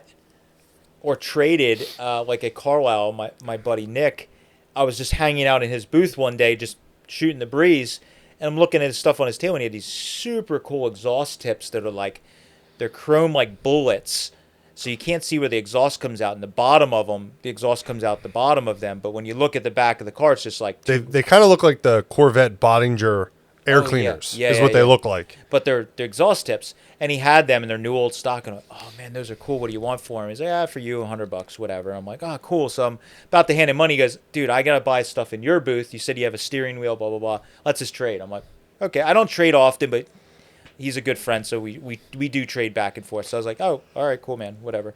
But he's like, I bought them at the Gas Goon swap like 2 weeks or a month, whatever it was before, and I'm like, oh, Man, Could have bought them there. yeah, just it's funny how this stuff gets passed around. So we like to bring up these stories because a lot of people demonize people buying and selling and making money. I have no problem. Like, there's been loads and loads of times where like somebody bought something for a crazy steal at a swap meet. They bring it to us or show it to us, and I pay full blown retail where I pay. He probably bought those tips for $20 Yeah. from some vendor, and then I gave him 150 bucks worth of stuff. Just part of the game. It's been going on longer than you and I have been alive. Yeah, Guys have been doing it. Pete used to tell us stories. They used to go to swap meets with nothing, run around the swap meet, buy a bunch of stuff, and then that's what they would sell at the swap meet because they travel, 10 plus hours. So they just take a pickup truck with tables and then just run around and buy a bunch of shit and then try and sell it at the swap meet. Genius. I'm almost tempted to try that one year just for the fun of it. It's pretty funny. So it's We have to do it at swap meet. We don't go to very often though. Go to like Portland or Pate or something like that. that and do would be fun. It would be kind of fun. I did get the dates for Portland this year. They're like 2 weeks before Carlisle. Ooh, nice. So we could go. It's would like the 11th, 12th, and 13th or something like that. Nice. Well, they're usually the same time as Charlotte. Yeah, but Charlotte hasn't been that good. Yeah, that's true. But yeah, so we talk about that stuff because we do it. Yeah. And everybody does it. There's just, for some weird reason, there's people on the internet that are angry that demonize. And it's been hot rodding, swap meeting, treasure hunting, antiquing. This is what's happened. Any, big antique shows, gun shows, this stuff happens where stuff will get resold 6 times in a matter of a week between vendors and get marked up each time. And honestly, if we buy something at a swap meet to resell, the price that we put on it's usually extremely fair. Because we would love to move it at the show. Yeah, and not have exactly. to And make a couple bucks, but not have to, like, whoever's buying it was obviously looking for it. So we're not, like, gouging the shit out of them on price. Yep. We're 99% of our prices on everything we sell are insanely fair. Yeah, I think most of it. And now everybody has. So there's still people walking around Carlisle and Hershey that are thinking of 1980s prices and are, I had a dude coming to the booth at Hershey. We had a restored 32 column drop. He's like, he has a list for his 32, and that was on it. I was like, here's a restored one with a key. Just ready to go. Put on $250. It's like $250. That's really expensive. I was like, to be fair, they're like $350 on the internet. Yep. Or you can buy a reproduction one that's not original for $300. Like $250 is a pretty good deal. Ready to go. Yeah. I mean, that's the painted black. That came from our friend that I bought all the stuff before Carlisle at his house, and the guy was starting to restore a 5 window. So it's like that it was ready to go. This dude did all the hard work. They blasted it, they painted it. That if you've ever had to take and free up an old 32, any early 40, not even free up, just take them apart. Those column drops are very intricate and kind of not fun. Yeah, so this one was ready to go, and it's like, how do you value your time? Because I think just to disassemble one, blast it, and paint it is $250. Had a brand new block on the back for the ignition wiring. Had a key in the tumbler. That's like a herd key. Yeah, an original style key. It's like it was ready to go. You didn't have to do anything. Just slide it on your column tube. So that's the wild thing that we deal with at Carlisle and Hershey is you get the old timers or the people that I just say they don't value the things the same, but we generally we don't always price stuff under internet costs because you get vendors that you go into. That's one thing that I saw an overwhelming comments about on the Facebook group about Hershey was people saying that Hershey prices were out of control this year and everybody was full blown internet prices. If I wanted to buy it off eBay, I'd just buy it on eBay. Well, to be fair, you'd have to pay shipping on eBay and all that stuff. So and tax. So those people that are asking eBay prices and they're probably willing to negotiate, it's still cheaper to buy it in person. Now, we go the other way. We generally price all our stuff, unless it's super rare, under what everybody else is selling it on the internet for. Now, we're not going to cut it in half, but it might be 50 or $100 off. And then we still will negotiate some. Yes. So I will say there was someone that came in our booth, I think it was at Hershey, and was like, you guys are one of the only people I bought stuff from that were willing to haggle. It's like a lot of people I went in their booth and they're like, this is the price. Don't like it. It's not for sale. It's like that's kind of it's tough to be like that, especially in-person cash. Yeah. That's like all these swap meets are always based off of like haggling and not Yeah. trying to get a deal, but being somewhat fair. Like if you're part of the swap asking, meet fun. if you're asking 100% of like full blown retail what it sells on the internet, and you don't have any wiggle room in it whatsoever, it's like it's not fun. If I just like I'll take it for full blown. Like I want to deal a little bit. Yeah, and I do. There's been instances where guys play that game. It's funny. Some guys play the game. I've had instances where the guys play hardball, and I go, $500 XYZ item, and I'm like, you do 4.5. Nope, $500. That thing's rare. They give you the whole spiel, the real cut and dry hard. Now we do that with stuff. I will say we will do that, but it has to be insanely rare. Super nice or something Like that. Yeah. the only one that's available. We have a 40 Chevy trunk lid right now. I did that with someone recently, but it's like we literally have the only one for sale in the entire country on the internet. And it's nice. Nice, yeah. So, but these guys will, they say that, and I'm not rude. I just go, and then I'll look at it, and I'm like, I don't really need it. That's, whatever. Set it down, and I start to walk away, and then the guy's like, how's $4.95? And they take $5. I'm like, come on, dude. Like, and then they start to, but they wait for you to walk away because they're playing hardball. And there's times when I just go, I'm good. I just walk away. And it's just like, if you got to be that much of that's got to be really exhausting to spend a week playing hardball that much on every item. Like if I'm standing there and I make you an offer and it's close, I mean, I don't usually hit people like half. That drives me nuts. I'll do like $50 if it's, sometimes it's $100 if it's something that's like, the price is a little high or whatever. But like, I'm not going to say this is a $200 set of headlights. Will you take 100? Yeah. Unless it's totally like 200's an insane retail, double retail price. So I bought a convertible rear window from a gal, and I don't know what it was. Maybe it was $100 an offer to, or no, I don't remember what I think it was $40. Yeah, and she had it for $60, and I said, "Would you do $40 on it?" And she's like, "My husband isn't here."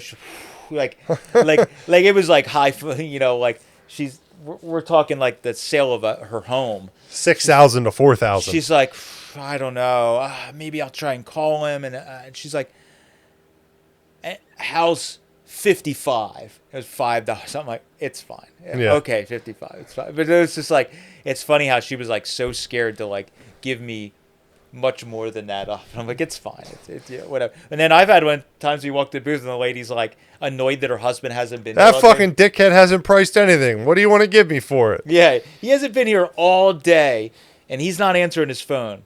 I'll take whatever you offer me. And they're like, okay. Also, if you bring stuff to a swap meet to sell and you get annoyed when people ask you a price and then don't buy it, put a fucking price on it. Oh my God. And no one will ask you the goddamn price. Yeah, that's a thing. People play games. They have like these really good items that are very desirable, and everybody's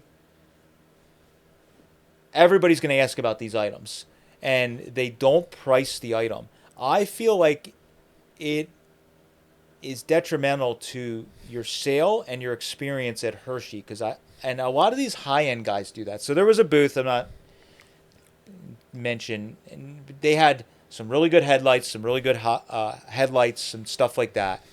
High profile shop, and they had high end stuff. Nothing had prices on it. I went up to the booth. I am willing to pay high end prices because it's good stuff I would have wanted for me. A set of those wood lights were there. Oh, I know who this is. And I went around and I had to ask 6 people in the booth because they got fucking 12 people working the booth. Nobody can tell me what the stuff costs because there's only one guy in the booth that is authorized to give me a price for it. And he's giving you prices off the top of his head. And I'm like, come on, guys. Like, and then I feel like a dick because the prices were high and it was more than I wanted to spend for the quality of the headlights. It wasn't that they was outrageous. It was just that I couldn't justify it. But I'm like, it was such a painful process because that guy was dealing with someone trying to sell a car in their booth, and then it's almost like I'm annoying them by asking them for a price of the headlights, which are $3,000 or whatever they were. And it's like, well, it's not like I'm asking about a little trim ring on the ground. Like I was asking about good stuff. Yeah. And it's like, and then you feel awkward because then everybody's staring at you and ask 6 guys and to get the price. Like, just price the stuff. If it's gonna be expensive, somebody will walk up and time wasters, like maybe I guess myself was, will just look at the tag and I'm like, oh, okay, it's more, and I'll keep walking. I do that often. It's Yeah. like, And the worst part is when they get like visibly annoyed. They're like, you're the 30th person that's asked me about them. Well, that should be a key indicator that you should just put a fucking price on it and no one will ask you. yeah, I don't get it. So that is the most frustrating thing. It drives me nuts. Sometimes if the guy just looks like a pain in the ass, I just won't even ask price because it's like, this guy's going to be annoying to deal with. And I have to ask the price on some of those because I've had instances where it looks like they're going to be expensive. Oh, yeah. And you ask about 3 or 4 things and everything but one thing is really expensive. You're like, oh, all right, yeah, I'll take that. And it's just for whatever weird reason that thing is, But it's so painful when you have to bounce around the booth between 6 people and no one knows a price. I'm sure people feel like that in our booth sometimes because like this year we had at one point in the booth, your dad was in there, Luke was in there, Anton was in there, and Dale. And Luke's kind of like the sales guy. So they probably talk to your dad and it's like, who do we talk to? But at least all of our shit's priced. So it's like... Yeah, usually it's somebody wanted to haggle on something. Yeah. Who do I talk to about this item? I want to see if he can give me a better deal. Okay. But yeah, it was like... But a lot of these booths you go in where nothing's priced, it's just like, oh my God, like how can I... If you make the buying process that difficult. Yeah. But I think people fish, they like... I think and I feel like it's an old school antique show. They do. There's guide headlights I bought. They're like fishing and one guy says a price to one person and it happens to us. We were like, I think those chrome headlights. Those guides that I bought, yeah. That Mike bought them and he sends you a photo. I'm like, dude, those were priced pretty stiff. What, like, did you buy them to resell? And he's like, no, they're for me. I'm like, they were still priced pretty stiff. And then I'm like, what'd you pay? And it was like $150 cheaper yeah, than what the price they told me. And I'm like, I probably would have bought them for that. Yeah. And I'm like, okay. You talked to the wife first thing in the morning. It was $450. Yeah. I walked by in the afternoon and it was $350. And I talked him down to $300. I'm like, what the hell? Yeah. For $300, I would have probably bought them. Yeah. I was like, well, these look perfect. I sent you a photo. You're like, you didn't buy those to resell, did you? And I was like, no, they're for me. And you're like, oh, okay. Yeah, because the price there was like no room left in them. But at that same booth, because of those headlights, she was waiting to call her husband or something to get a price. I looked over and there was this really cool boat Speedo that we got. And we posted, was it in the Week in the Life of? Yeah. Yeah. So really it's a cool whole gauge panel, not just Speedo. Yeah. It's for an old speedboat or mahogany, Chris Craft or something. Store Warner gauges, 1930s era. It's all etched and super cool. If you didn't see it, you can go in the Week in the Life of video. It's in there. That was like $60 or $50 while she was waiting for a price. I'm like, that's cool. And it's funny how this stuff works. You're like in a booth looking around and something distracts you and then you see an item. You're like, ooh. It's like fate. And I'm like, oh man, that's cool. I don't know what I'm going to do with it, but for that cheap, I'll just buy it. So it's sitting over there. I don't know if we're going to sell it or I'll just put it on the case, but whatever. It just happens. Any of these big flea markets, Kate and I and our friend Nick and Nadia from Australia came over. We went to Brimfield earlier this spring, which is a huge antique show for a week. It's like the antique version of Hershey. And the prices, you want to talk about Hershey prices, go to Brimfield. It's crazy. I mean, little trinkets that you would go to your local flea market and are $10 are $250. People are wild with prices there. So you get to Hershey and Brimfield and some of these shows, you see high prices so much that you start like, if you were in a normal setting, you'd be like, I would never spend that on. I would never buy a random gauge panel that I have no intentions of using. Maybe I would for $50. But like you're buying stuff that you're just like, everything. All the other gauge panels are $1,000. Yeah. For $50, I'll buy it just for something to buy. So you just start buying things because you're just like, you have so much sticker shock as soon as you see something that's like reasonable. You're like, oh, it's not too bad. I'll buy that. So that's how you end up with all those Hershey items you buy and you get home like, why did I buy this? I don't even know. I guess it was a good deal. Yeah. The only thing I will say about Hershey this year is there's still a lot of empty spaces. Yeah. The AACA's got to do better with consolidating some of the fields. I think the swap meet would feel cooler if everything was condensed, less people just parking and not selling anything. Yeah, I don't know the way to correct that because to play the devil's advocate, it is nice to have. we would be affected by that because we rented some spaces from one Yeah. of our neighbors to park our trucks in. So, But we're still selling stuff. There's plenty of people that just park and have nothing out for sale. yeah, true. Yeah, I don't really know the best way to. I don't know the best way to cure that. You know, is it something where if you have spaces, you can have your vehicle there in one of the spaces? But I do agree. If you have spaces and you don't even have anything for sale and it's just a parking spot, that kind of stinks. You know, Yeah. especially some of these guys that have 10 spaces and an RV and all this stuff, And they bring nothing and to there's sell. like nothing to sell. It's like their grill and the lawn chairs, and it's like, well, that kind of stinks. So I don't know. I don't know how I feel about it. Yeah. I don't really mind it. I guess because I'm able-bodied and I can walk the swap. Yeah. It doesn't bother me that The only much. two things they need to do away with are the 2 red fields. The 2 ancillary red fields that are in front and behind the stadium. I feel bad for the people that get, especially the one behind the stadium. But some of those people like that spot. I saw somebody comment on one of the things where people were complaining that they like being back there and people go and seek them out. Watch the heater. So I could go either way because I go to that Racers Row red field first on Monday. Yeah. True, because some of those dudes have been there for like 50 and years. they bring good stuff. Yeah. So I bought my 5051 Merc Dash for parts Monday from a guy back. That might have Yeah. been the first thing I bought at Hershey, actually, was back in Racers Row. So I don't know. The way I feel about it is if those guys don't like being back there, they should request to be moved. But some of those guys, some people like where they're at. That other red field, I don't know. I feel like there's enough people in that it still is shoppable. Yeah. I think the green and orange fields over across the bridge, some of those in the far lying corners, people don't make it out there as much anymore. No. You know, people can't get around as good and, you know, whatever reason. But I don't know. I think really it's just a matter of we're never going to get back to how it was in the 70s where there's as many people vending. But, No.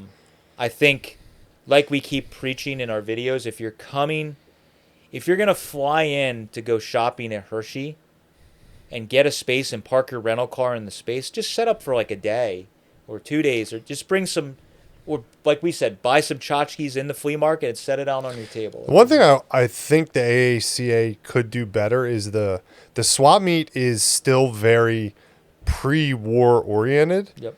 There's very little, the AACA is 25 years and older. There's very little stuff that's 60s, 70s era of cars. There's very little. I'm going to say that I'm glad of that. I don't think, but the thing is, it's not that they don't allow that. I think it's just the vendors don't set up. Yeah. There. I don't have an issue with it though, because I like it. But it might fill the swap meet in more. It would, but then we'd be complaining that there's new car parts. So Yeah. I mean, I don't mind it at Carlisle. Yeah, I don't know. I could go either way on that. The one thing I did notice this year, probably more than any other year, is the amount of sign vendors at Hershey. Oh, I felt like it was as heavy as it's ever been with people that were just sign guys. That also creates a weird feeling on Thursday because sign guys are ridiculously notorious for running around on setup day and then leaving, setting up Wednesday. for half a day and then leaving. They're the worst out of all the groups of people that buy and sell, that they do not stick around at a show or swap meet. So I think a lot of people are complaining that Thursday was really, a lot of people had already gone home. I think a big portion of that you're feeling was there was a lot of sign guys that already bought what they needed to buy. They don't stick it out for the whole swap meet. No. Yeah, I could see not staying for Friday because they kind of want you to pack up by lunchtime or something Friday or whatever. But like Thursday, if you're leaving Wednesday and it was like you're only there for Tuesday and Wednesday officially, it's kind of lame. It's kind of lame. So I think that was one of the reasons I think you saw a lot of people leaving. Sign guys are also some of the most annoying people to deal with.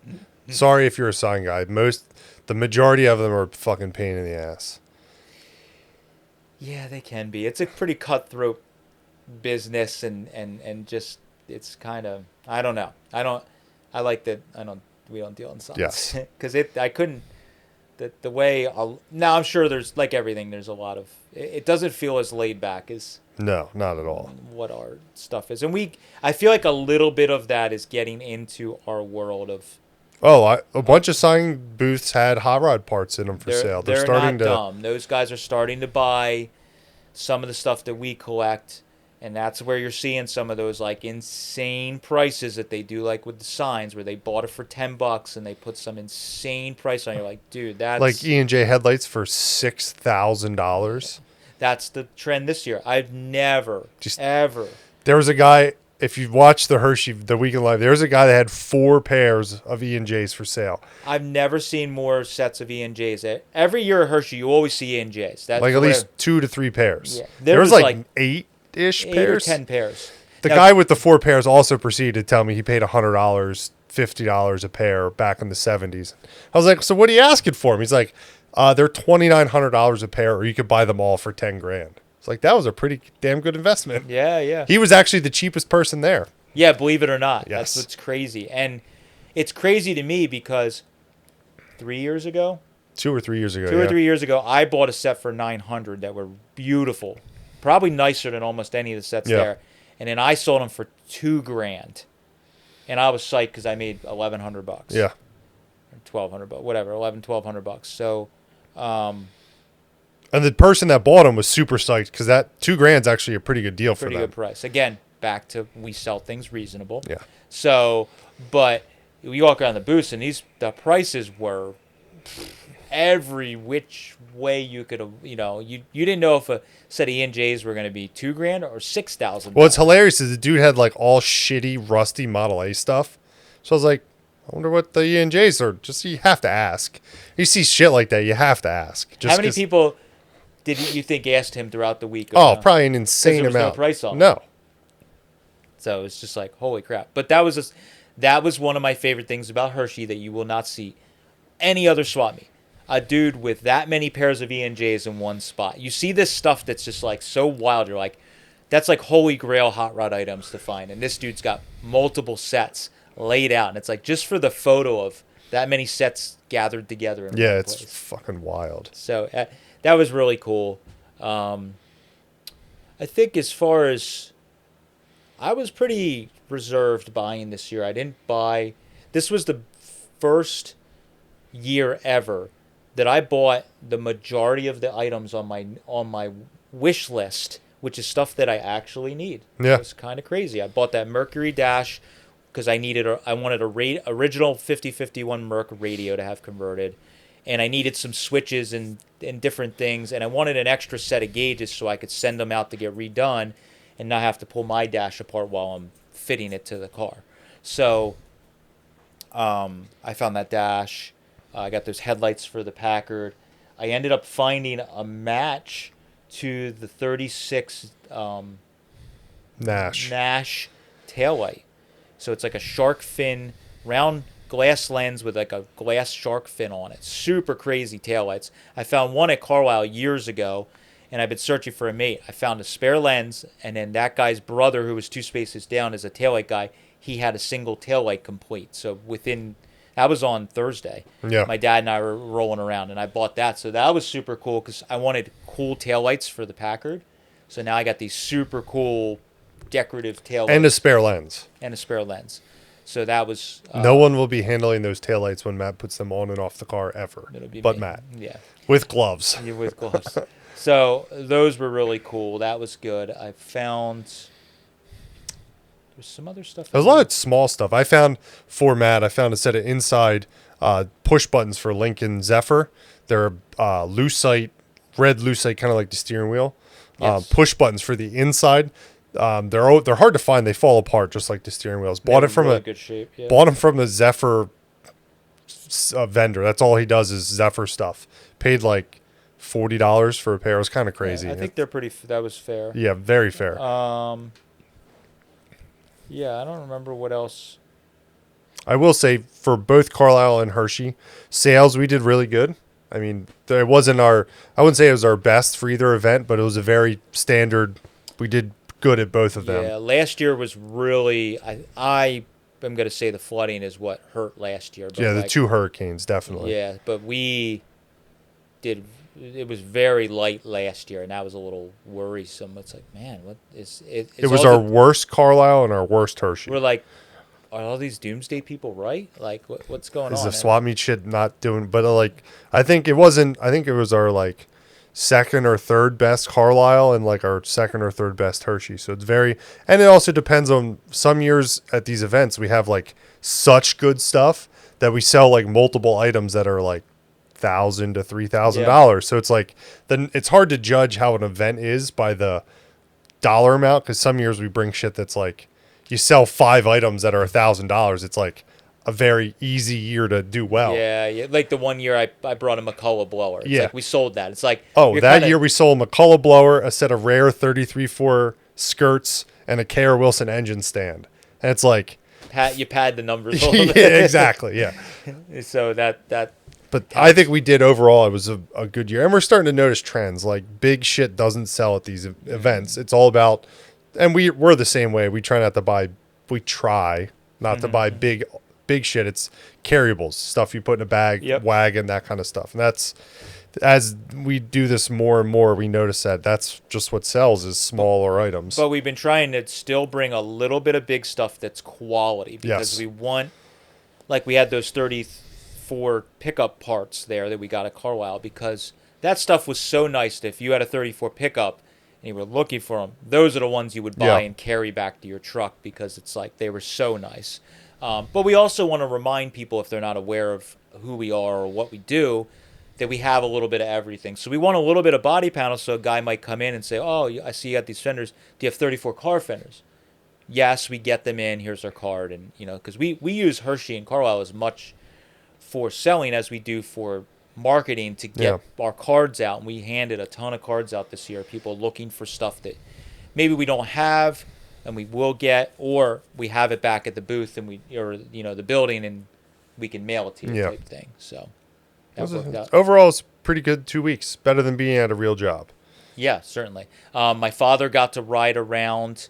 Our friend Sean, who's a local brass car guy, he's in the horseless carriage club. He's very active in it. They actually do the Hershey Hangover Tour. I kind of want to get a.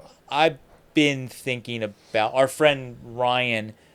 Lives down from Sean, and Sean's infected him, and now he has like a 1911 Studebaker, 10 Studebaker. So a bunch of people, they've been doing it forever.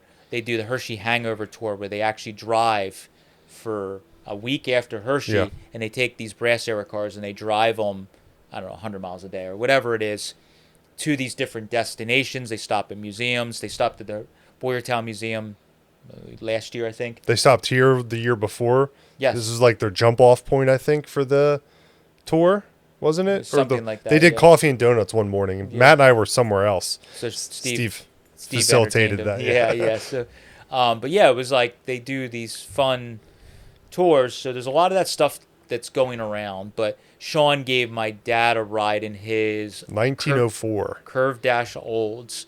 So I one big thing with getting my father going to Hershey, he's actually started to look forward to going to the show, to get to hang out. He's gotten to know a bunch of people, so now he's starting to see people, and he likes just being around. I would like to think that for my father, it is got to be pretty cool that he's seen what we've built. Yeah. So he goes to Hershey. We get all these people that come in and, all over the world and are talking. I can tell he gets uncomfortable. They're like, "You're Matt's dad. Hey." Like, they know him from the videos. Yeah, he's like, "Yeah, I'm Jim." The first couple years, it was funny. I think my dad's actually like sometimes bragging me up, and I'm like, because I'm like super low key when I'm out walking the swap meet. I'm the last guy that's going to tell you who I am or what we've done or how big our business is. So we found on the last day, my dad and I bought some really cool industrial lights for the mill. They have like these white porcelain fish mouth shades. Super cool. I bought 4 of them for $50, which was cool. And then I found a guy with a free glass display case. I guess he was tired of taking it back and forth to Hershey, so he had it out for free. So we got that. So while I ran to do something or ran with you to take, I don't remember. I came back and my dad's like bragging to this guy about who we are, what we do, and the guy's like, your dad's really proud of you. So that stuff's cool. So, but anyways, I like every year trying to get my dad to ride around on one. So he rode in our friend Stanley steamer the one year. Yep. And then this year I saw our friend Sean walking. So I mean, he had his olds there. I was like, hey, do you think you take my dad for a ride in the curve dash? He just likes seeing so he took him around for a loop in the. That thing's actually really Yeah. The one day I was out walking or riding, he came like zipping in the main entrance, and I was like, for a 1904, that thing boogies along like pretty good. It's pretty cool. So it's so small you can navigate around the swap meet, and it's not much bigger than like some of these side by sides. It's not. So, it's actually wild. Some of the bigger brass era cars that some of the guys drive through the swap meets, they're like open touring cars that are like 6 and 9 passenger, and they're still navigating them through the swap meet. It's always, you turn around, you're just like, holy crap, and he's like, Yep. And I think that's a hole in the market hole in the hobby that's not being filled. People in our age group are not getting into those cars as a whole, and the prices have significantly dropped. I've sort of could see myself getting one of them if we came across the right one for the right deal. It'd be kind of neat to have one of them. You want to talk about simple. Those things are extremely simple. You do have to be handy mechanically to tinker, because they are like constantly need upkeep. A lot of these cars were restored like in the 50s, when it was an old car in the 50s still. So but I think those cars are really affordable, and that's like our friend Ryan bought this Studebaker.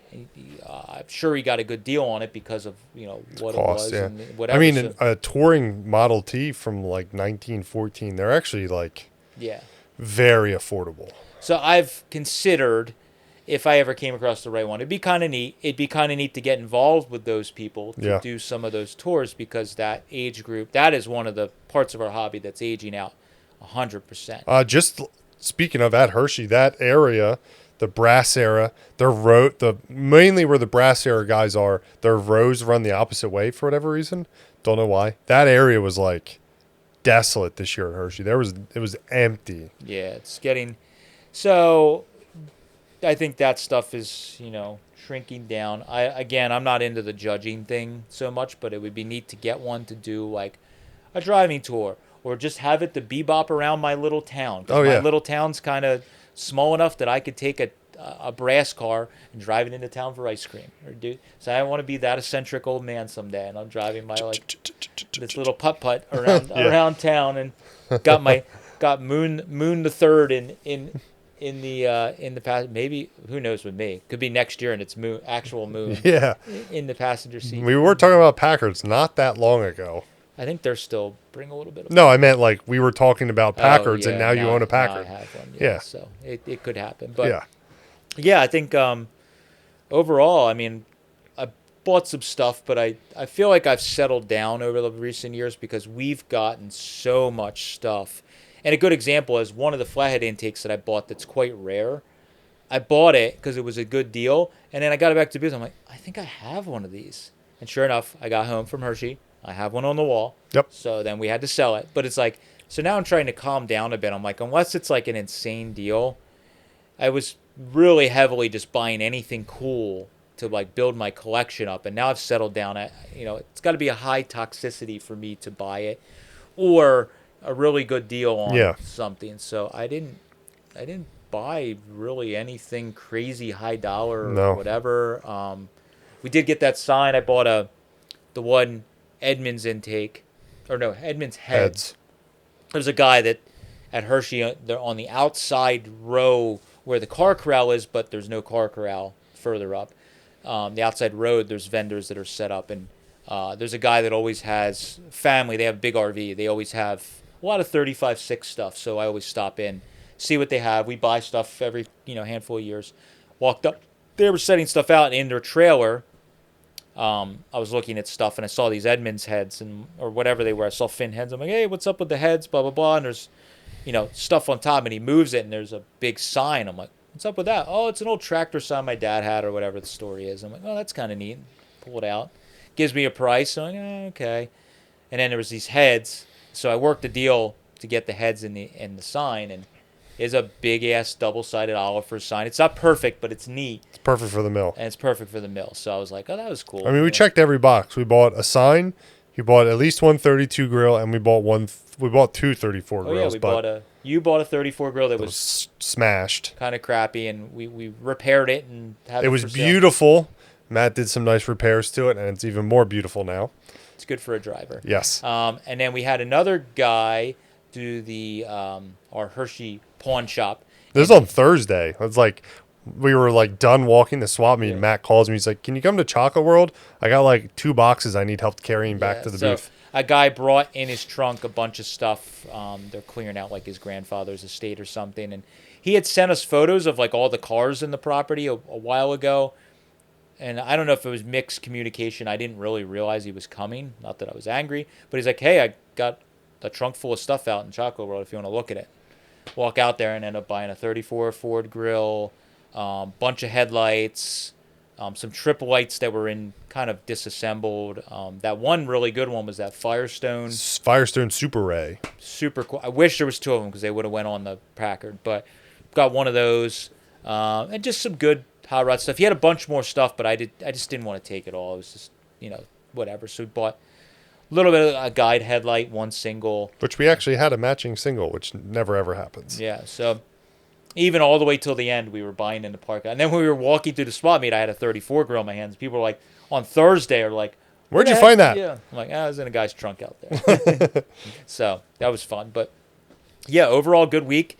Had a great time. As always, we had a big crew of people doing dinner and ice cream every night. One of these years, I got to stay out there to enjoy all of that festivities. It's good fun. We go to the same ice cream spot most nights, and we just have a good time. And there's friends from all over the world. I mean, this year it was people from all over the country, and then we had a Canadian friend, a Swedish guy at our table. So it was like melting pot of car guys. I will say Hershey's like that. A cool story I want to share.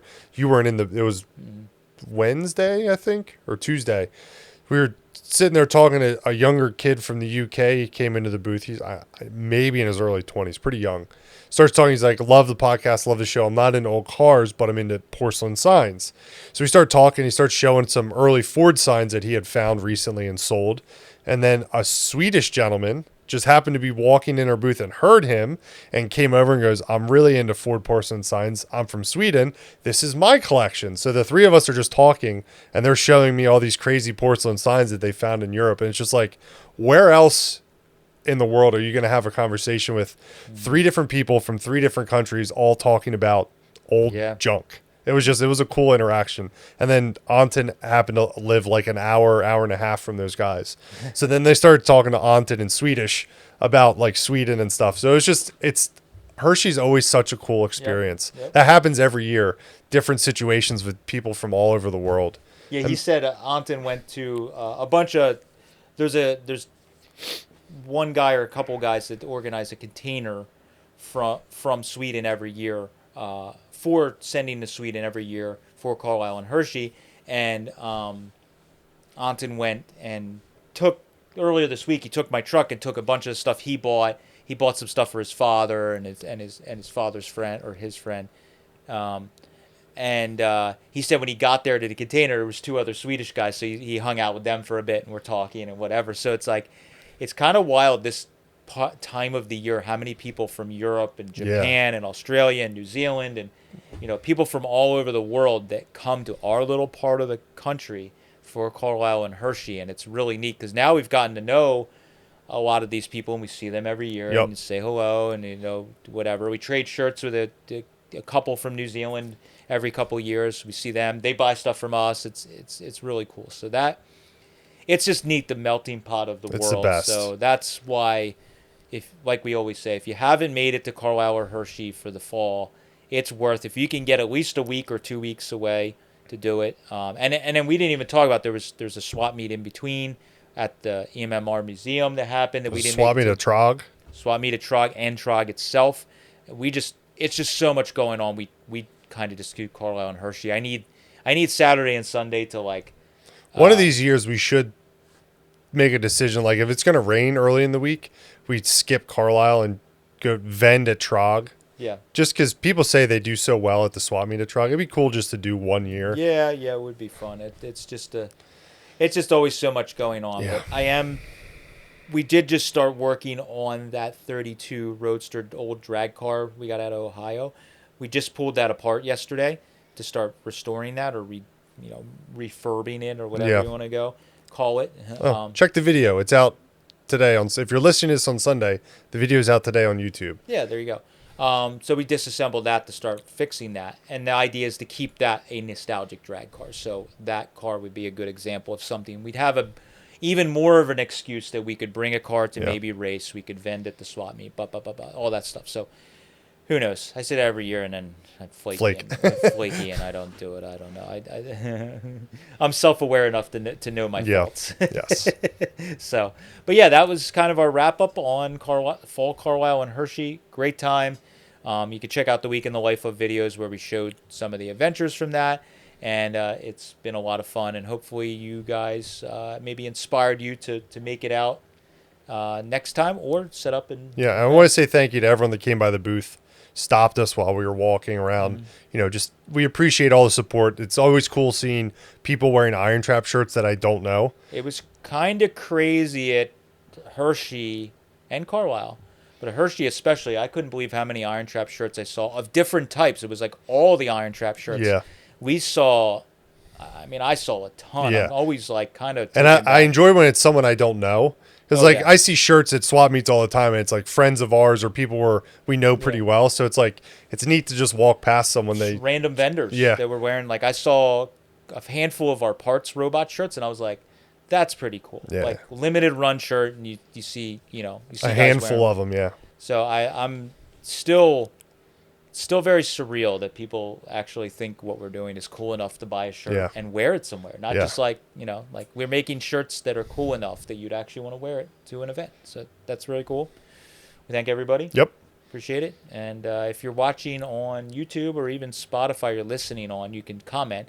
What was your best Hershey or Carlisle find this year? Like if you went, what was your score that made you really excited? Whether it was a really great deal to resell and make money or something that you were looking for that was really cool. I'd love to hear. We'd love to see you down below and hear what you got. And remember, there's 50 weeks till Hershey next year. Yeah, there you go. Thank you guys for listening. We appreciate it. We'll catch you next time. See you. See you guys.